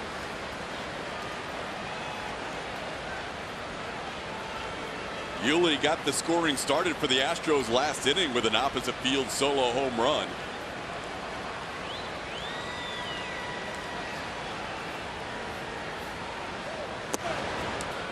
Mentioned Carlos got up to 32 in the RBI column with his RBI single. Michael Brantley's now up to 34, which is tied with Alex Bregman for 2nd on the team behind the league leader George Springer.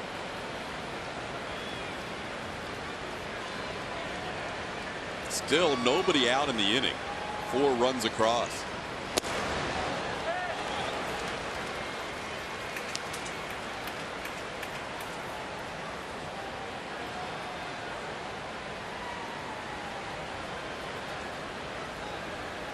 Aaron Bummer,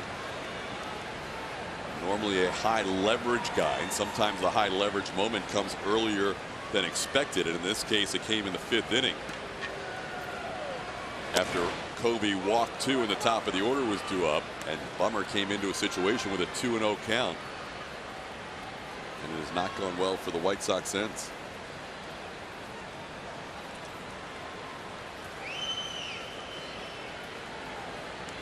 Getting his first earned run put on him in this inning also. Alex Bregman coming across to score that run. And again, arguably is the best reliever out of this bullpen for Renteria. Now you've got plenty of game left too, but that's how sometimes that high leverage situation can get you a little bit in the middle part of the game. Yeah, because they weren't anticipating Covey all of a sudden walking the bottom 2 guys in the lineup. And then it was like, hurry, hurry, hurry, got to get Bummer in there now. Yeah, it's snowballed in a hurry. 3-2. And now all of a sudden he's at 24 pitches. This is a guy you want in a 4-game series to be able to pitch in some big moments. Absolutely. And he's in that danger zone, that 25+ pitches, where you got to consider maybe shutting a guy down for a day to recover. I would be surprised if he was able to work all the way through this inning, because he is such a weapon, and it's now 5-0 the other way. Well, and you would want to save him in case you do have another opportunity to give him a chance in a high leverage type situation.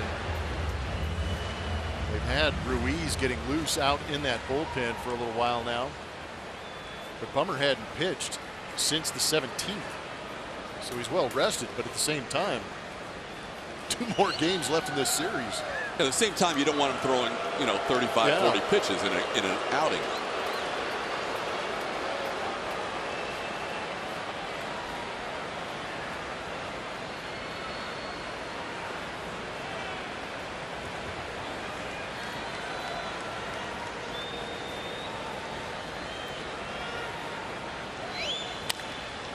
And Yuli will add to that pitch count with a 3-2 foul ball.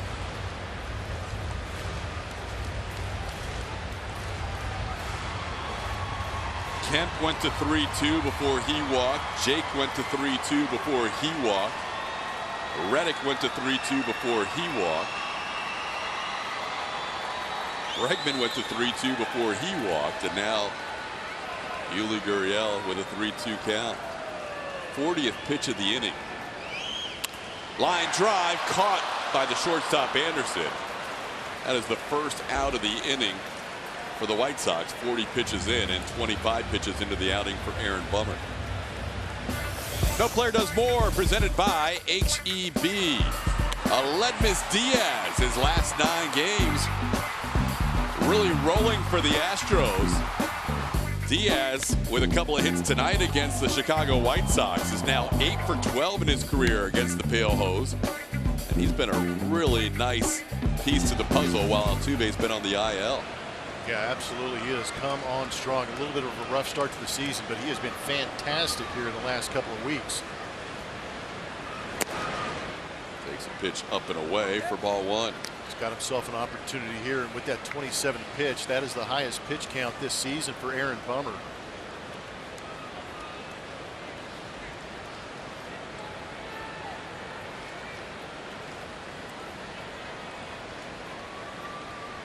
Oh boy. Yeah, that leads to damage. It's not too often you see a 4-walk inning. Ooh. 4 consecutive walks.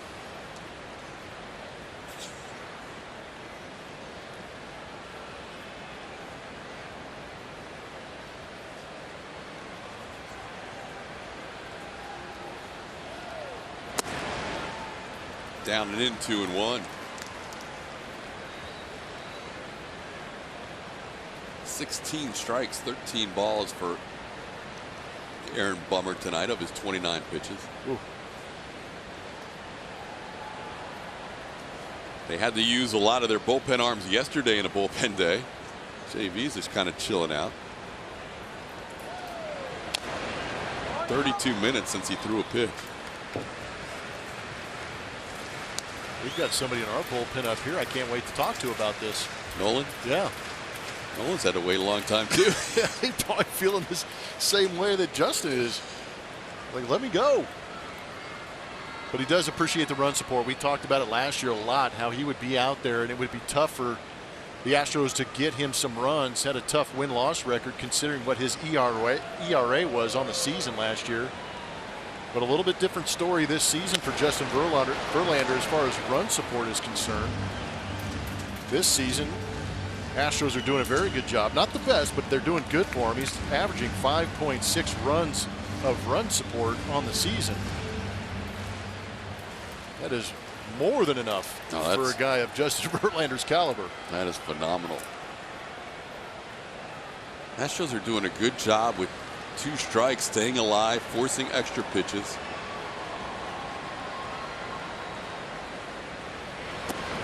And sees one down low, and guess what we have? Another full count. The 6th full count of this inning.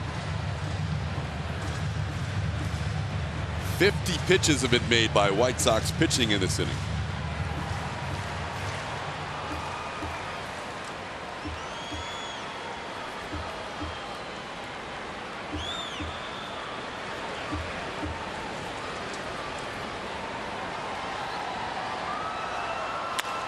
On the ground towards short. Anderson has it to second. Low throw dug there, and Diaz retired for a double play.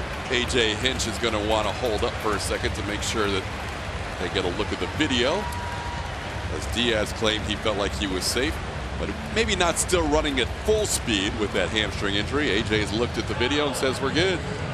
5-0 Astros. Nolan Ryan will join us next half. 6th inning baseball. Craig Biggio on in the 4th. We have the legendary Nolan Ryan on with us. And what'd you bring us, kids? Well, I brought you supper. I heard y'all are big hot dog eaters, so I you better brought believe you it. some hot dogs. They were warm when I brought them in, but 30-minute inning took care of that. Isn't that the truth? Yeah. Nolan Ryan beef hot dogs. Oh, all beef, and today is dollar dog night. Oh man! So we got what, $12 We've been worth? hooked up. Yes. Yeah, you got $12 there. How about this game, Nolan? That was a long inning, obviously, for the Astros.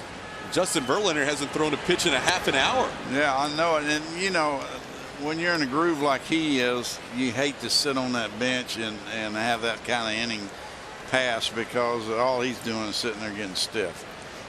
How anxious are you to get that ball back when you're in that groove that you're talking about? When you're in a groove like that, that's exactly what you want to get back out on the mound and continue to throw as you were. You know, he's been just devastating those guys for the last 5 innings. What has impressed you most about Justin Verlander since he's come over here to Houston? I think his consistency, his fastball and his breaking ball, and he locates both of them very well, and I think that's when I watch him, I marvel at that. He's a guy, Nolan, that you go back and look at the way he pitches, it feels like a guy that could have pitched in your era, and you don't see many of those in the Well, he's kind of what you would consider a throwback type pitcher. That he's a power pitcher, and that's what he does, is pitch off his fastball. And it's fun to watch because you don't see as much of that anymore. He has mentioned that he was excited to come here to Houston, one of the reasons being that you come to the games, and I know that you were always his favorite player. Have you had a chance to talk much with him? Well, periodically I go in the clubhouse and get a chance to visit with him, and I was in there last night, and so it's always neat to go in and get to visit with some of the guys. How do you prepare yourself to get ready to throw 100+ pitches? Well, I think that's his mindset, is that I think he really feels like he can throw over that, and he's proven that, and so I think that's his mindset, and he's conditioned himself for that, and that's what his expectation is when he goes out there. He has said that he's wanted to pitch into his mid-40s. What kind of advice would you give him, or have you given him? Because you pitched pretty deep into your career. Well, I think that really with his approach and the fact that he works as hard as he does, I think makes a big difference. And his body type and his delivery, I think all those things lend for longevity. Ahead of Sanchez 0-2 as he fouls one away. You try and watch whenever he's starting? Well, I pretty much watch the majority of the games, and so Yeah, do I take more of an interest when he and Cole pitch? Yeah, I do, because of the type of pitchers they are, and it just I enjoy seeing that. It's quite a 1-2 punch. Yeah, it really is. I mean, it's not very often you see an organization have that. Talk a little bit about the mentality. You talk about Justin Verlander being a throwback. He's a throwback to me in the sense that in 2-0, 3-0, 3-1 counts, he says, "I've got a fastball, and I'm going to come right after you with it." Well, he has a lot of belief in the use of his fastball and what he can accomplish with it. And nowadays, you see more pitchers have a tendency to go to their breaking ball, and he believes in his fastball, and he's going to throw it up there and challenge you. And I think also with his ability to move it in and out and up. Seems like you guys were similar in so many ways. As he's ahead of Sanchez here 0-2, and that he's now trying to work that changeup in a little more as he picks up his 10th strikeout, and that's something that you worked on through your career. Well, I think he realizes that it's important to him as he grows older, and it gives him another weapon. He doesn't use it a lot, but I've seen him on certain games where maybe his fastball command isn't as good as it's been in the past. He'll go to his changeup more, but my expectations is that he will, as he grows older, he will use it more. Just mentioned that was his 10th strikeout. When you were piling up the strikeouts, did you ever know how many you had in any given game, or did you find out after? No, because they didn't keep it on the board like they do now. I mean, you know what's going on from pitch to pitch. And so I think that they're probably more aware today than we were.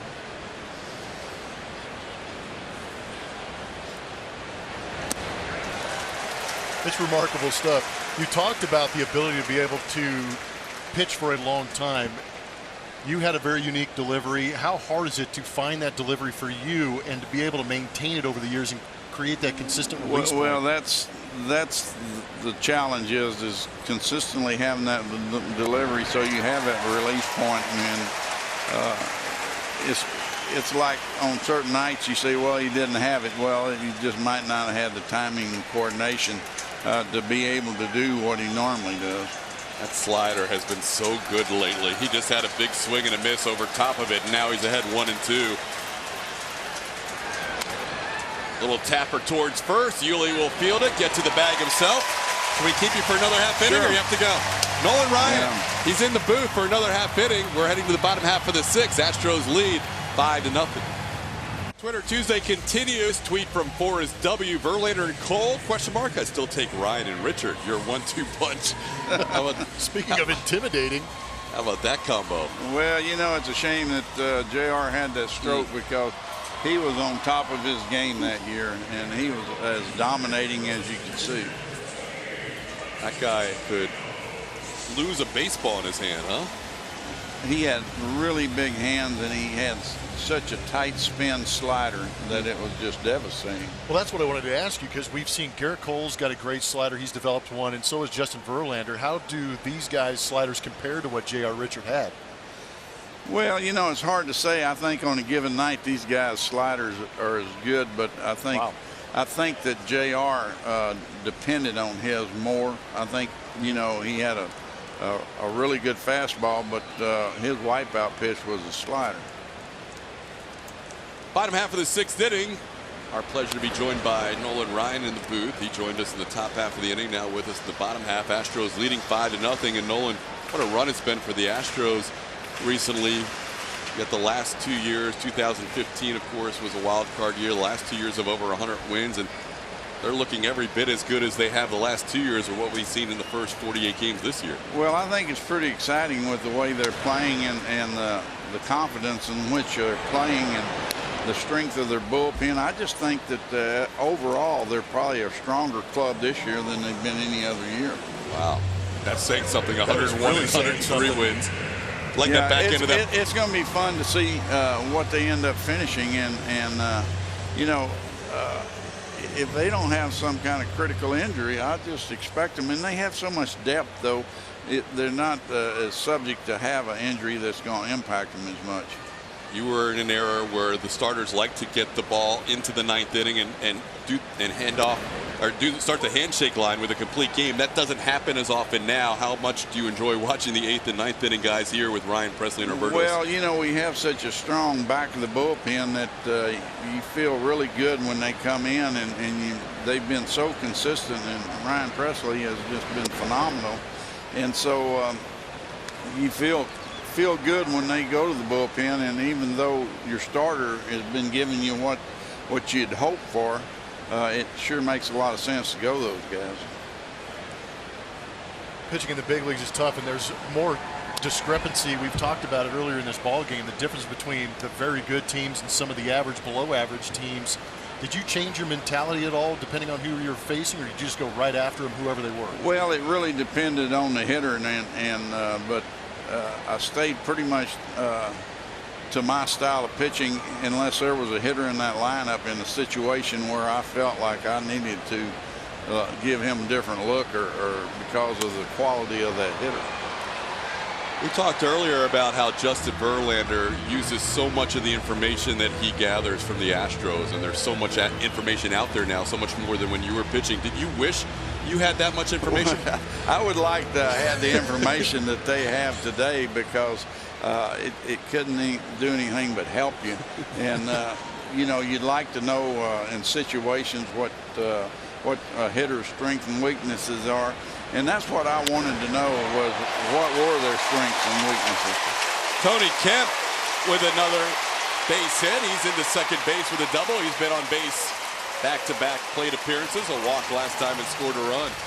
How would you do that then without all the information? As we'll take another look at Kemp here taking a breaking ball on the right.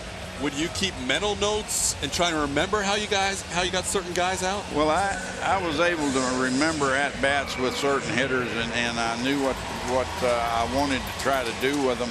And then, you know, you might make an adjustment during the course of a game.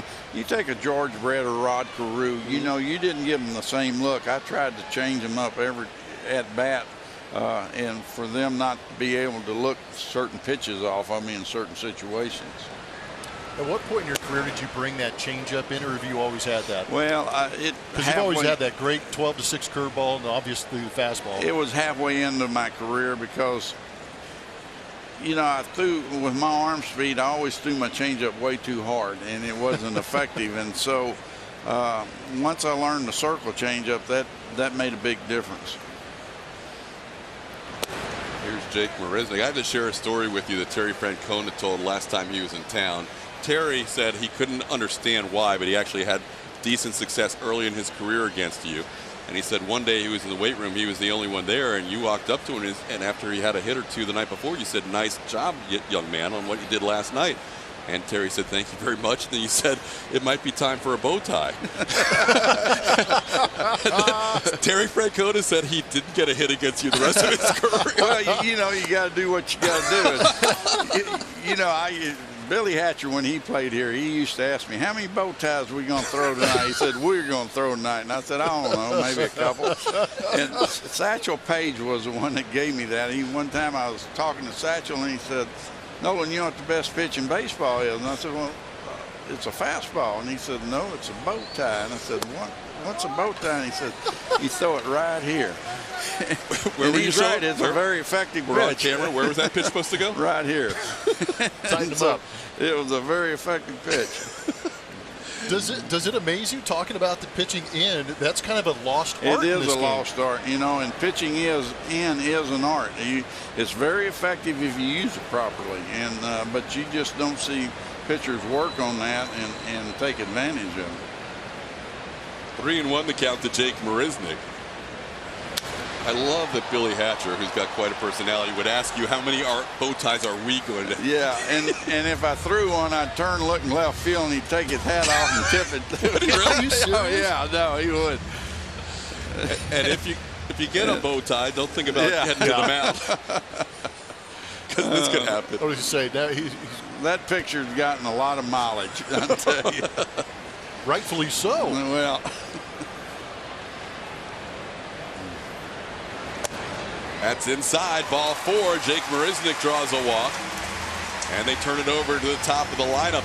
You mentioned a few questions ago you think this team is as good or better than the last 2 years, which is saying something for a world championship team and a 103-win team.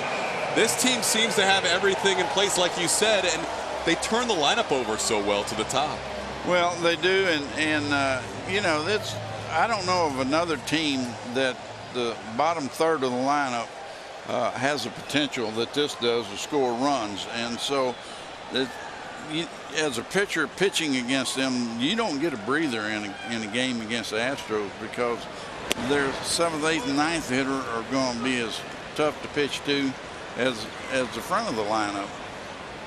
How frustrating is it as a pitcher facing a lineup that you know that you're going to have to not pitch perfectly, but pitch extremely good and execute every pitch? You're going to have to bear down, and what you don't get away with at this club is mistake pitches. You know, there are certain clubs, if you make a mistake pitch to certain hitters, the results aren't going to be in your favor. And but with this ball club, it's pretty consistent throughout the lineup, and so you really have to be more on your game against them than you do some other club. Josh Reddick bats here, down in the count 0-2, a couple of runners on with 1 out. Reddick's been on base a couple of times tonight, a single and a walk. He is 1 for 2. Up the middle, Anderson is there, steps on the bag, throws in time for a double play. Nolan, thanks for the hot dogs. Thanks, guys. Yeah, y'all eat them. I'm sorry they weren't hotter, but no, that's all right. We can blame that on the White Sox pitchers. More importantly, thanks for all the insight, and thanks for joining us. Absolutely, always good talking to you, Nolan. Thank you, Nolan. Nolan Ryan Beef Hot Dogs on Dollar Dog Night. We'll have more as the Astros lead the White Sox 5-0.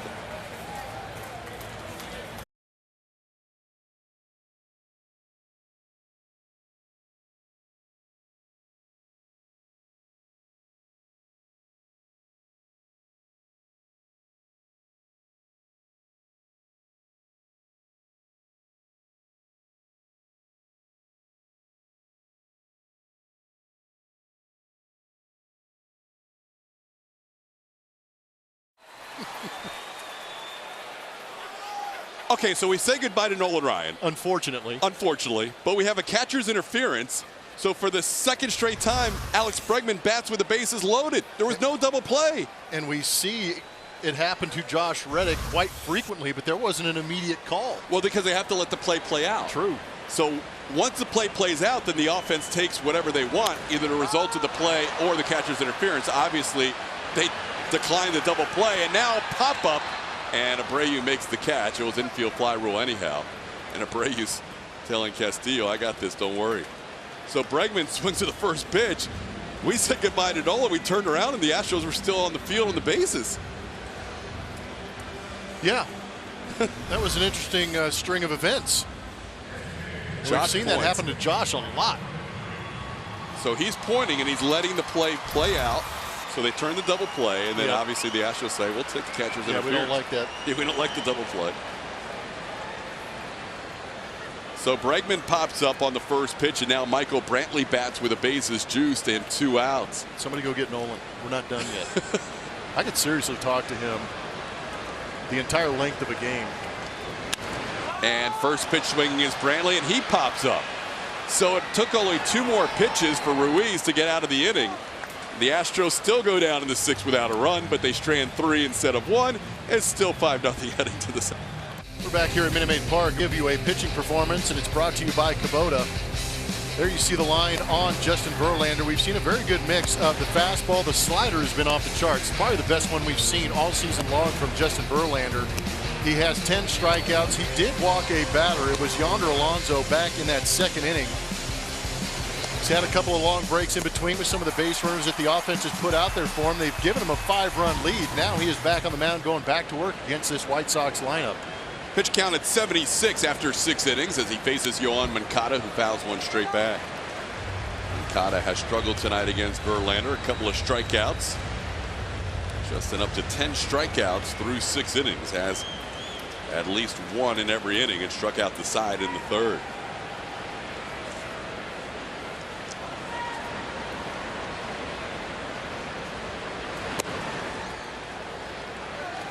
outside for a ball. It's 1-1. You're starting to see some of these White Sox hitters trying to be aggressive on the fastball early in the count, but they're not squaring it up, and it's putting it behind, getting to some of that nasty secondary pitches we've seen.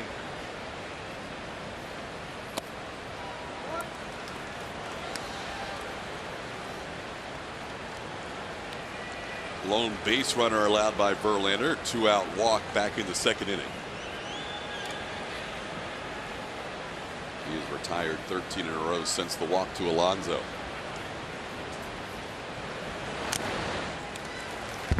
Two and two. Strange bottom half of the sixth inning.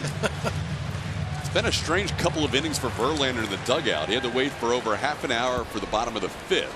And then last inning, he thought the inning was over when it wasn't. And the Astros, with the bases loaded, had two pop-ups with Bregman and Brantley as Verlander drops in the curveball and Moncada swings over it. Strikeout number 11 for JV. That ties his season high. That is just a very good pitch.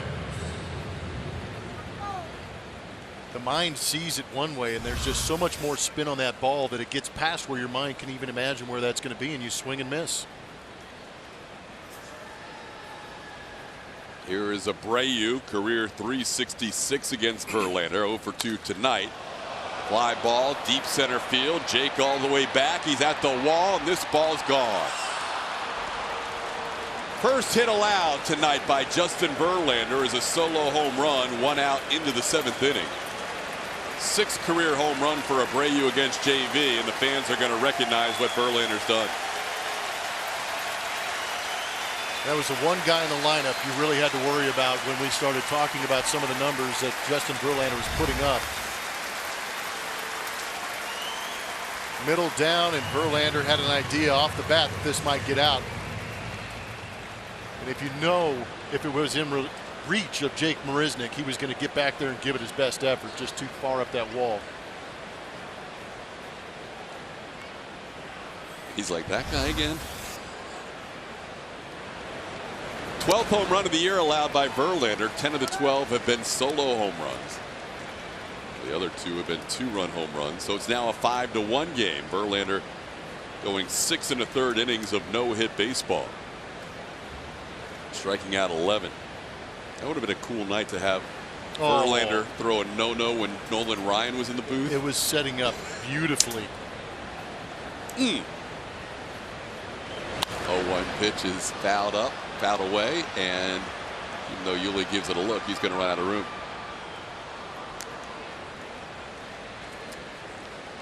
Yeah, that pitch, middle down, that is one of those spots that we had pointed out earlier in our scouting report that could be a little bit of a danger zone, but you saw that Chirinos was actually set up in that 190 zone. It was just a missed spot. Not by much either.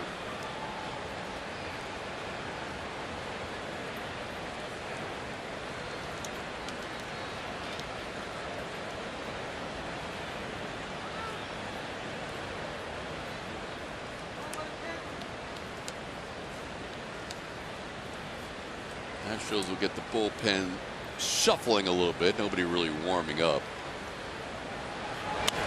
In on the hands, popped up, playable, easy play for Diaz. 2 outs.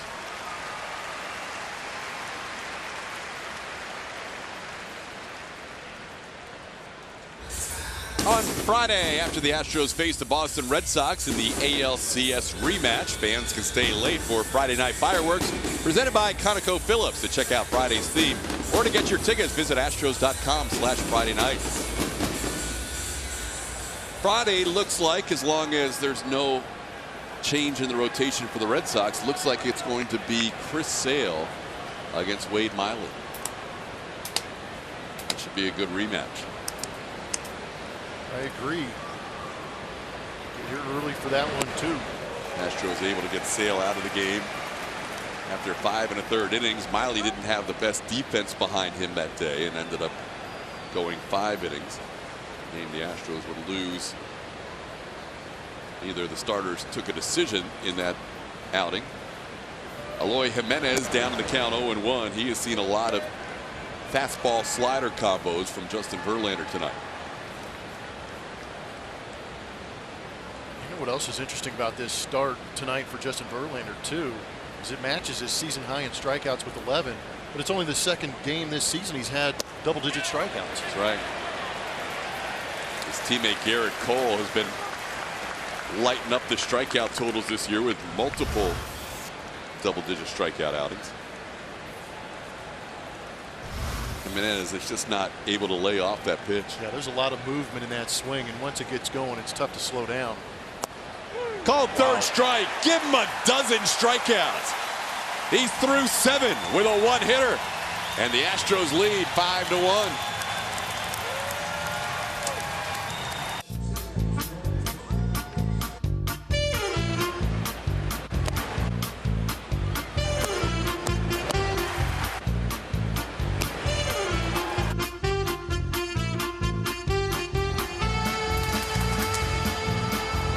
What a fun night this has been at the ballpark. Glad you could join us. Todd Callis, Jeff Blum, Michelle Margot filling in for Julia Morales. A couple of Hall of Famers joining us in the booth. Craig Biggio, Nolan Ryan, and a future Hall of Famer with a masterpiece going tonight in Justin Verlander. Great call. I was really hoping for something better this evening, but unfortunately Jose Abreu showed up. But now we've got a new pitcher, another new pitcher out of that bullpen. We saw Juan Minaya last night. He went 2 innings, gave up a couple of hits, threw 29 pitches. He's thrown 8 1/3 on the season. This will mark his 6th appearance. He'll face Carlos Correa to lead off the bottom half of the 7th inning. The storyline was too good, TK. It had potential. But that just goes to show. I mean, look, the thing that you love about Justin Verlander, and determination won tonight's Stroh poll, he is always going to attack you. Oh, man. He is going to put you on the defensive. And Abreu knows that. Yes. And they've had great battles, and he won the first 2 battles. Abreu won that last one. But you knew Couldn't he have picked another night? Couldn't he have got a night off? That's all I'm saying, yeah. Yeah, 6 home runs for Abreu against JV, which is 3rd all-time now. Jim Thome 7, Carlos Santana 8. Abreu's 3rd on that list. But JV is not going to back down, and Abreu won that. It was an accidental bow tie. That's a cement mixer that never broke. That was a great story. That was a great story. I did not know that was coming. I knew, obviously, the other side of it because I told him from the Francona side. I did not know that he learned that from Satchel Paige. How about that? That's even better. Right? I mean, jeez. And then Billy Hatcher. How many bow ties? I can hear Hatch. How many bow ties tonight? Nolan? Oh, yeah. He was my first base coach in Tampa, so I got to know Billy Hatcher really well. And I'm with you. I could see him out in left field too, taking his hat off, going, "Attaboy, Nolan." Glad I'm on your side. Exactly. It's always good when you want to say how many bow ties are we giving out, right. not taking. Just like we promised earlier in the game, it's time for the Miller Lite Hold True moment. Things got started with a big swing off the bat of La Pina, showing some opposite field power. Only fitting that it's on Tuesday. Going Oppo Taco and saluting the boys in the dugout, getting some high fives. It was Yuli's 4th home run on the season.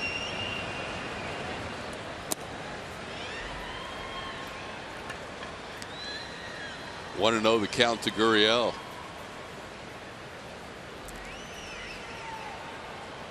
In case you're wondering, bullpen's absolutely quiet, and it should be. 88 pitches for Verlander through 7 innings.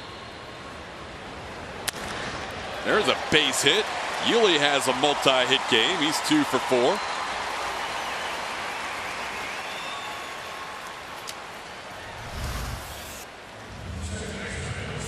Good swing by Yuli, staying on that, just going right back up the middle with it.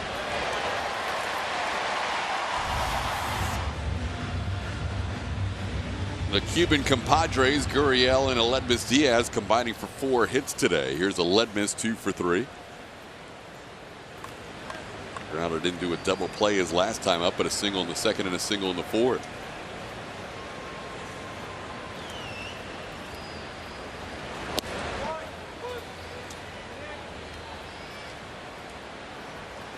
0-1 the count.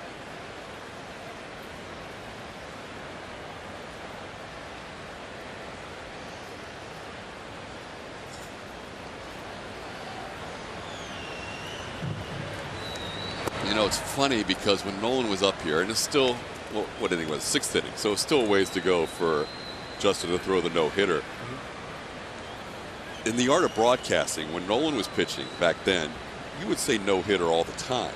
Yeah. There was not that jinx involved with saying no-hitter on the broadcast, and now it's kind of evolved where you rarely hear people talk about no-hitters during the course of the game. We'll get back to this another time. There's a double play, and this time there is no catcher's interference, so the inning is officially over. It's 5-1. It is time for Nat Astro presented by Nissan. Here are your 3 clues. Number 1, he's number 1. Number 2, put me in coach. And number 3, golden boy. So tweet at AT&T Sportsnet SW and we will give you the answer later in the game. TK? All right, Michelle, thanks. We head to the 8th inning. Justin Verlander will face Yonder Alonso, Tim Anderson, and Charlie Tilson. Alonso, one of the 2 White Sox that have reached base tonight. A walk his first time up. He's also grounded out to Yuli. We'll flip to Justin Verlander. JV starts the inning with 12 strikeouts, 1 hit, and 1 walk allowed tonight. A hit was a solo home run by Jose Abreu.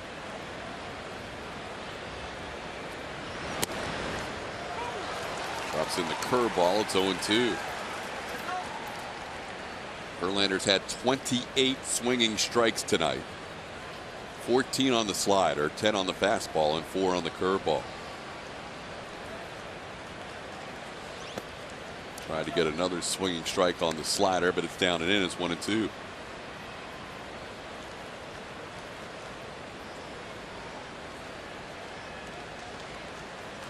This game, 22 strikes of 30 pitches with the slider. Last game was 20 of 26. Slower curveball could have been called a strike. Ripperger's been pretty solid behind the plate, but may have given him this one. Man, that's a good pitch.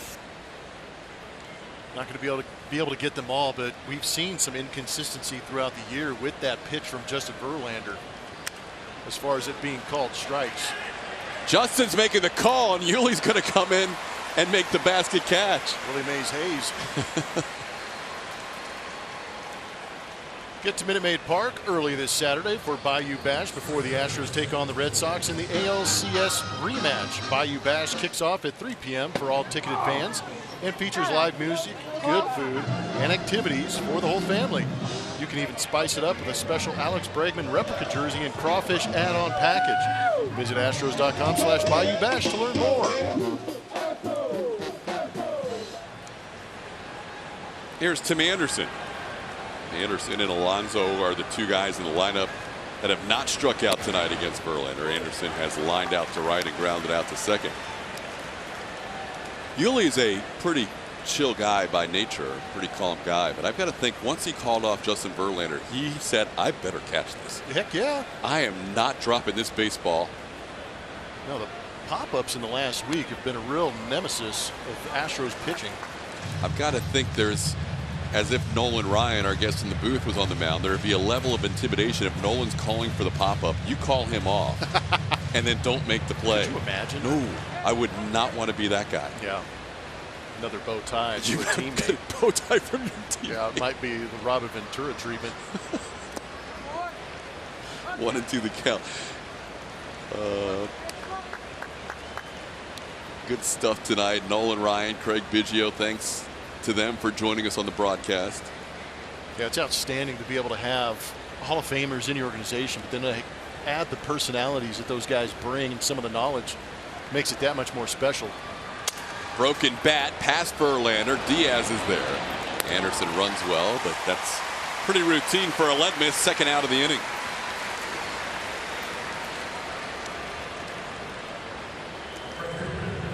Saw another Hall of Famer down in the field before the game. Yeah. What was he doing here? Reggie Jackson was in the house. He was stirring it up. Everybody wanting to watch this future Hall of Famer, I guess. Yeah, not a bad idea. Here's Charlie Tilson.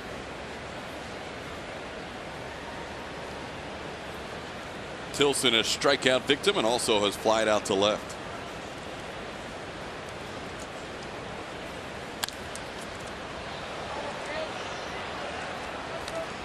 Verlander has thrown 99 pitches, and he's got 73 strikes. Just fearless in the zone against the White Sox.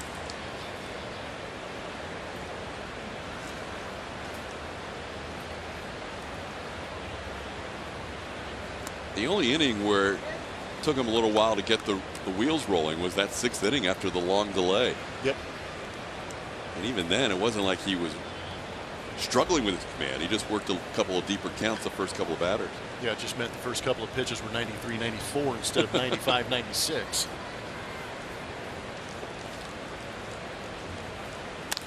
That's in the air, playable. Jake Marisnick saunters in and puts it away.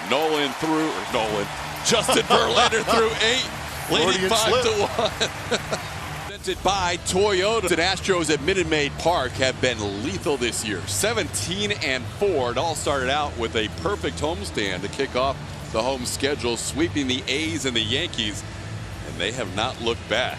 No, it's been a lot of fun. I know the last couple of years they played very good baseball on the road. Now you're starting to get to see a lot of that here at home at Minute Maid Park. And they've pretty much taken command here in the month of May. New pitcher for the White Sox in this 5-1 deficit is their closer, Alex Colomé. Yeah, Colomé is a very good pitcher. Numbers on the season, you can see 9 for 9 in saves. He has done very good at the back end of the bullpen in his career. 2.0 ERA. He has not pitched since the 16th. So Brent Torria, the manager of the Chicago White Sox, getting Colomé some work. This is a guy, Colomé, facing Robinson Chirinos, but a lot of Chicago people think Colomé might be a piece that they can move at some point this year to help out somebody's bullpen and maybe get some young talent for the future. There's also a school of thought that Colomé could be part of the rebuild program, but he is 30 years old and might have a lot in return for an arm like this to a contender. Robinson Chirinos, Tony Kemp, Jake Marisnick due up against Colomé. Well, Justin Verlander's at 100 pitches through 8. Hector Rondon is warming up.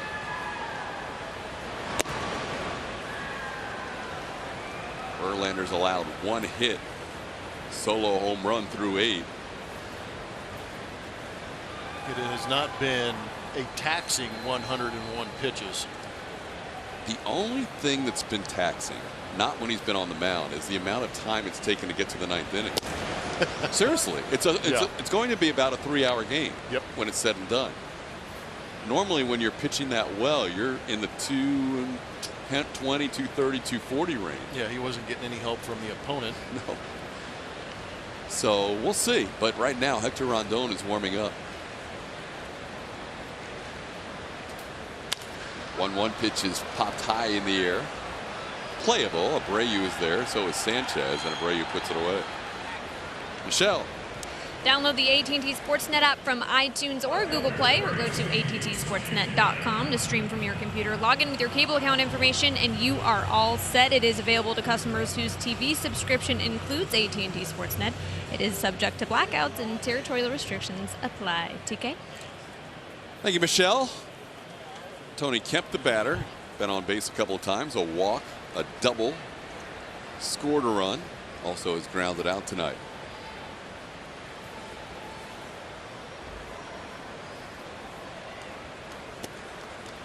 Pitch up high for ball 1. Colomé's got good stuff. Colomé, I apologize. Fastball averaging around 94 miles an hour. Got a very good slider, throws it hard, right around 90 miles an hour. This ball popped up. This is also playable. Tim Anderson, the shortstop, is there. And he puts it away for out number 2. The MLB Ballpark app will complete your next visit to Minute Maid Park. Buy and manage game tickets, redeem special check-in offers, access exclusive content, and much more. Download the MLB Ballpark app today.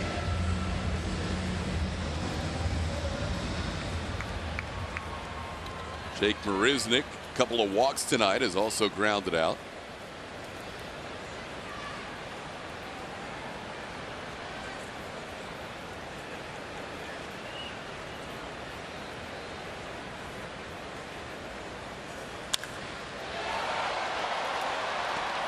Playable in center for Leori Garcia.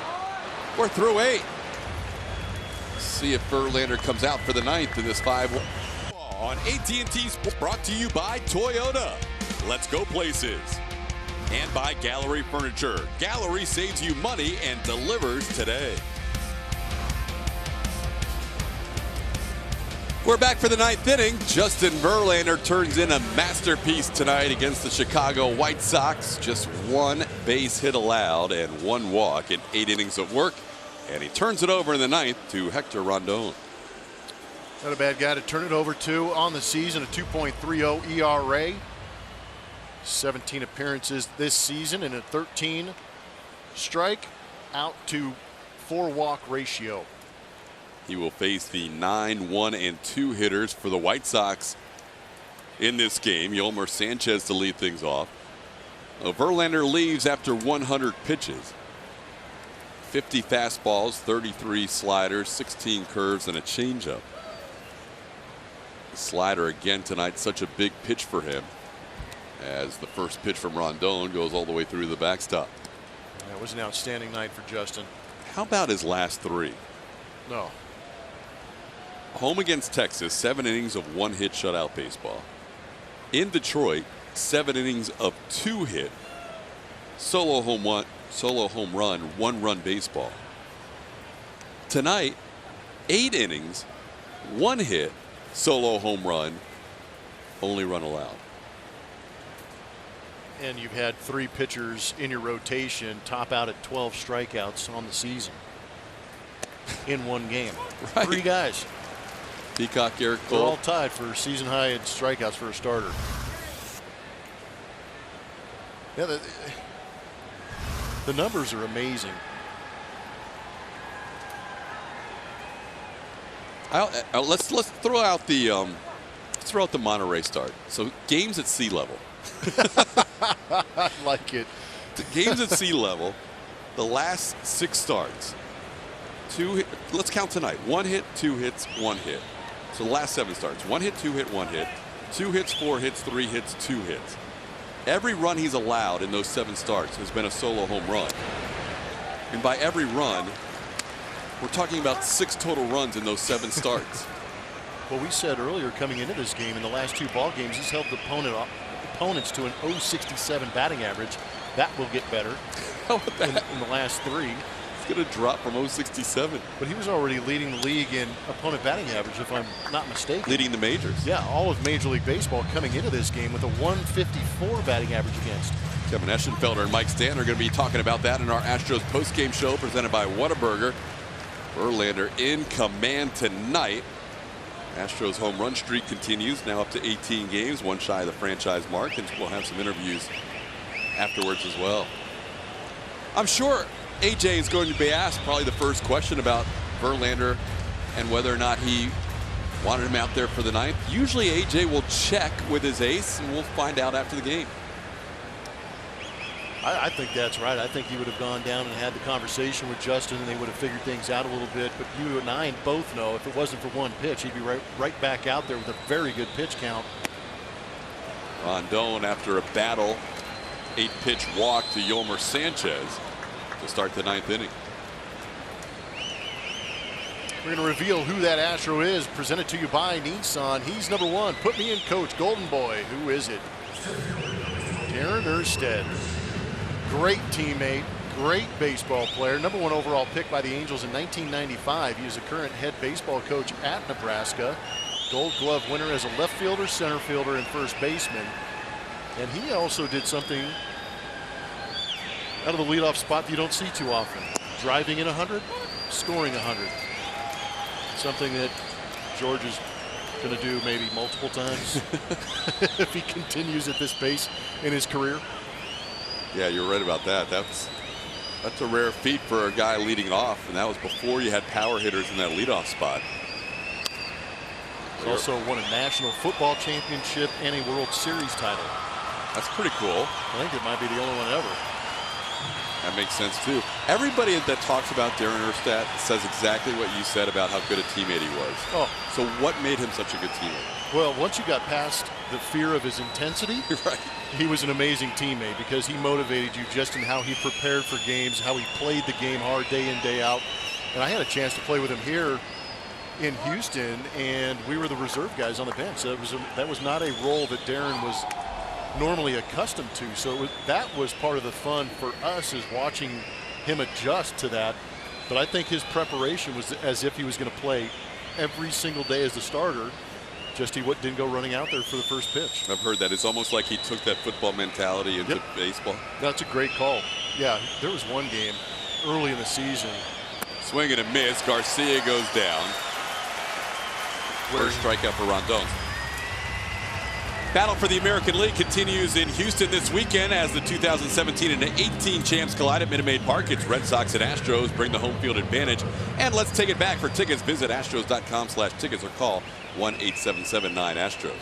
Go ahead with that story. Yeah, he was lacing up his shoes. And I mean, even lacing up his shoes was an intense, white knuckle experience for him. Really? Snap the shoelace. That might have said, gosh darn it, a couple times really loud in maybe a different language.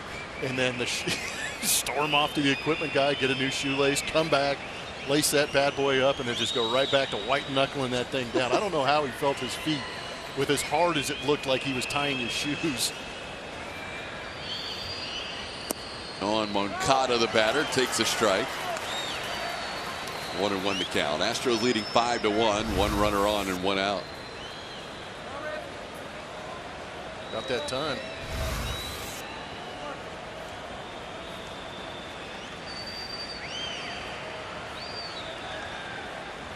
Moncada glad to see anybody not named Verlander out there. He struck out 3 times tonight against JV.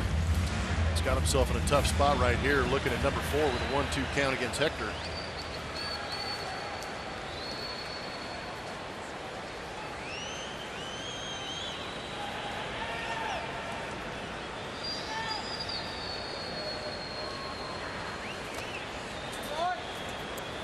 In the dirt, 2-2. Astros scored a run in the 4th on the Yuli Gurriel solo home run. They added 4 more in the 5th inning. 4 straight walks to start the inning. One of the runs scoring on a wild pitch. 2 more scoring on a Michael Brantley double. And another one on a Carlos Correa RBI single. That made it 5-0. The Astros now lead 5-1.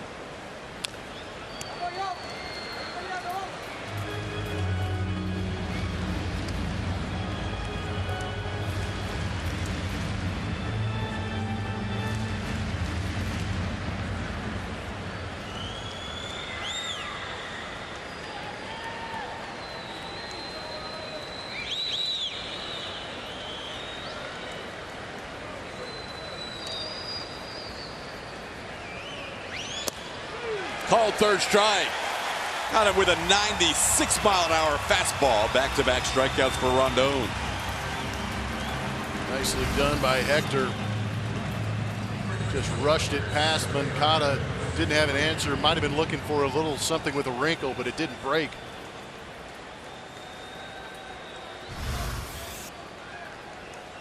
Now with Jose Abreu at the plate, a little meeting between Chirinos and Rondon. Abreu, the lone hit of the night for the Chicago White Sox. Solo home run to straightaway center field.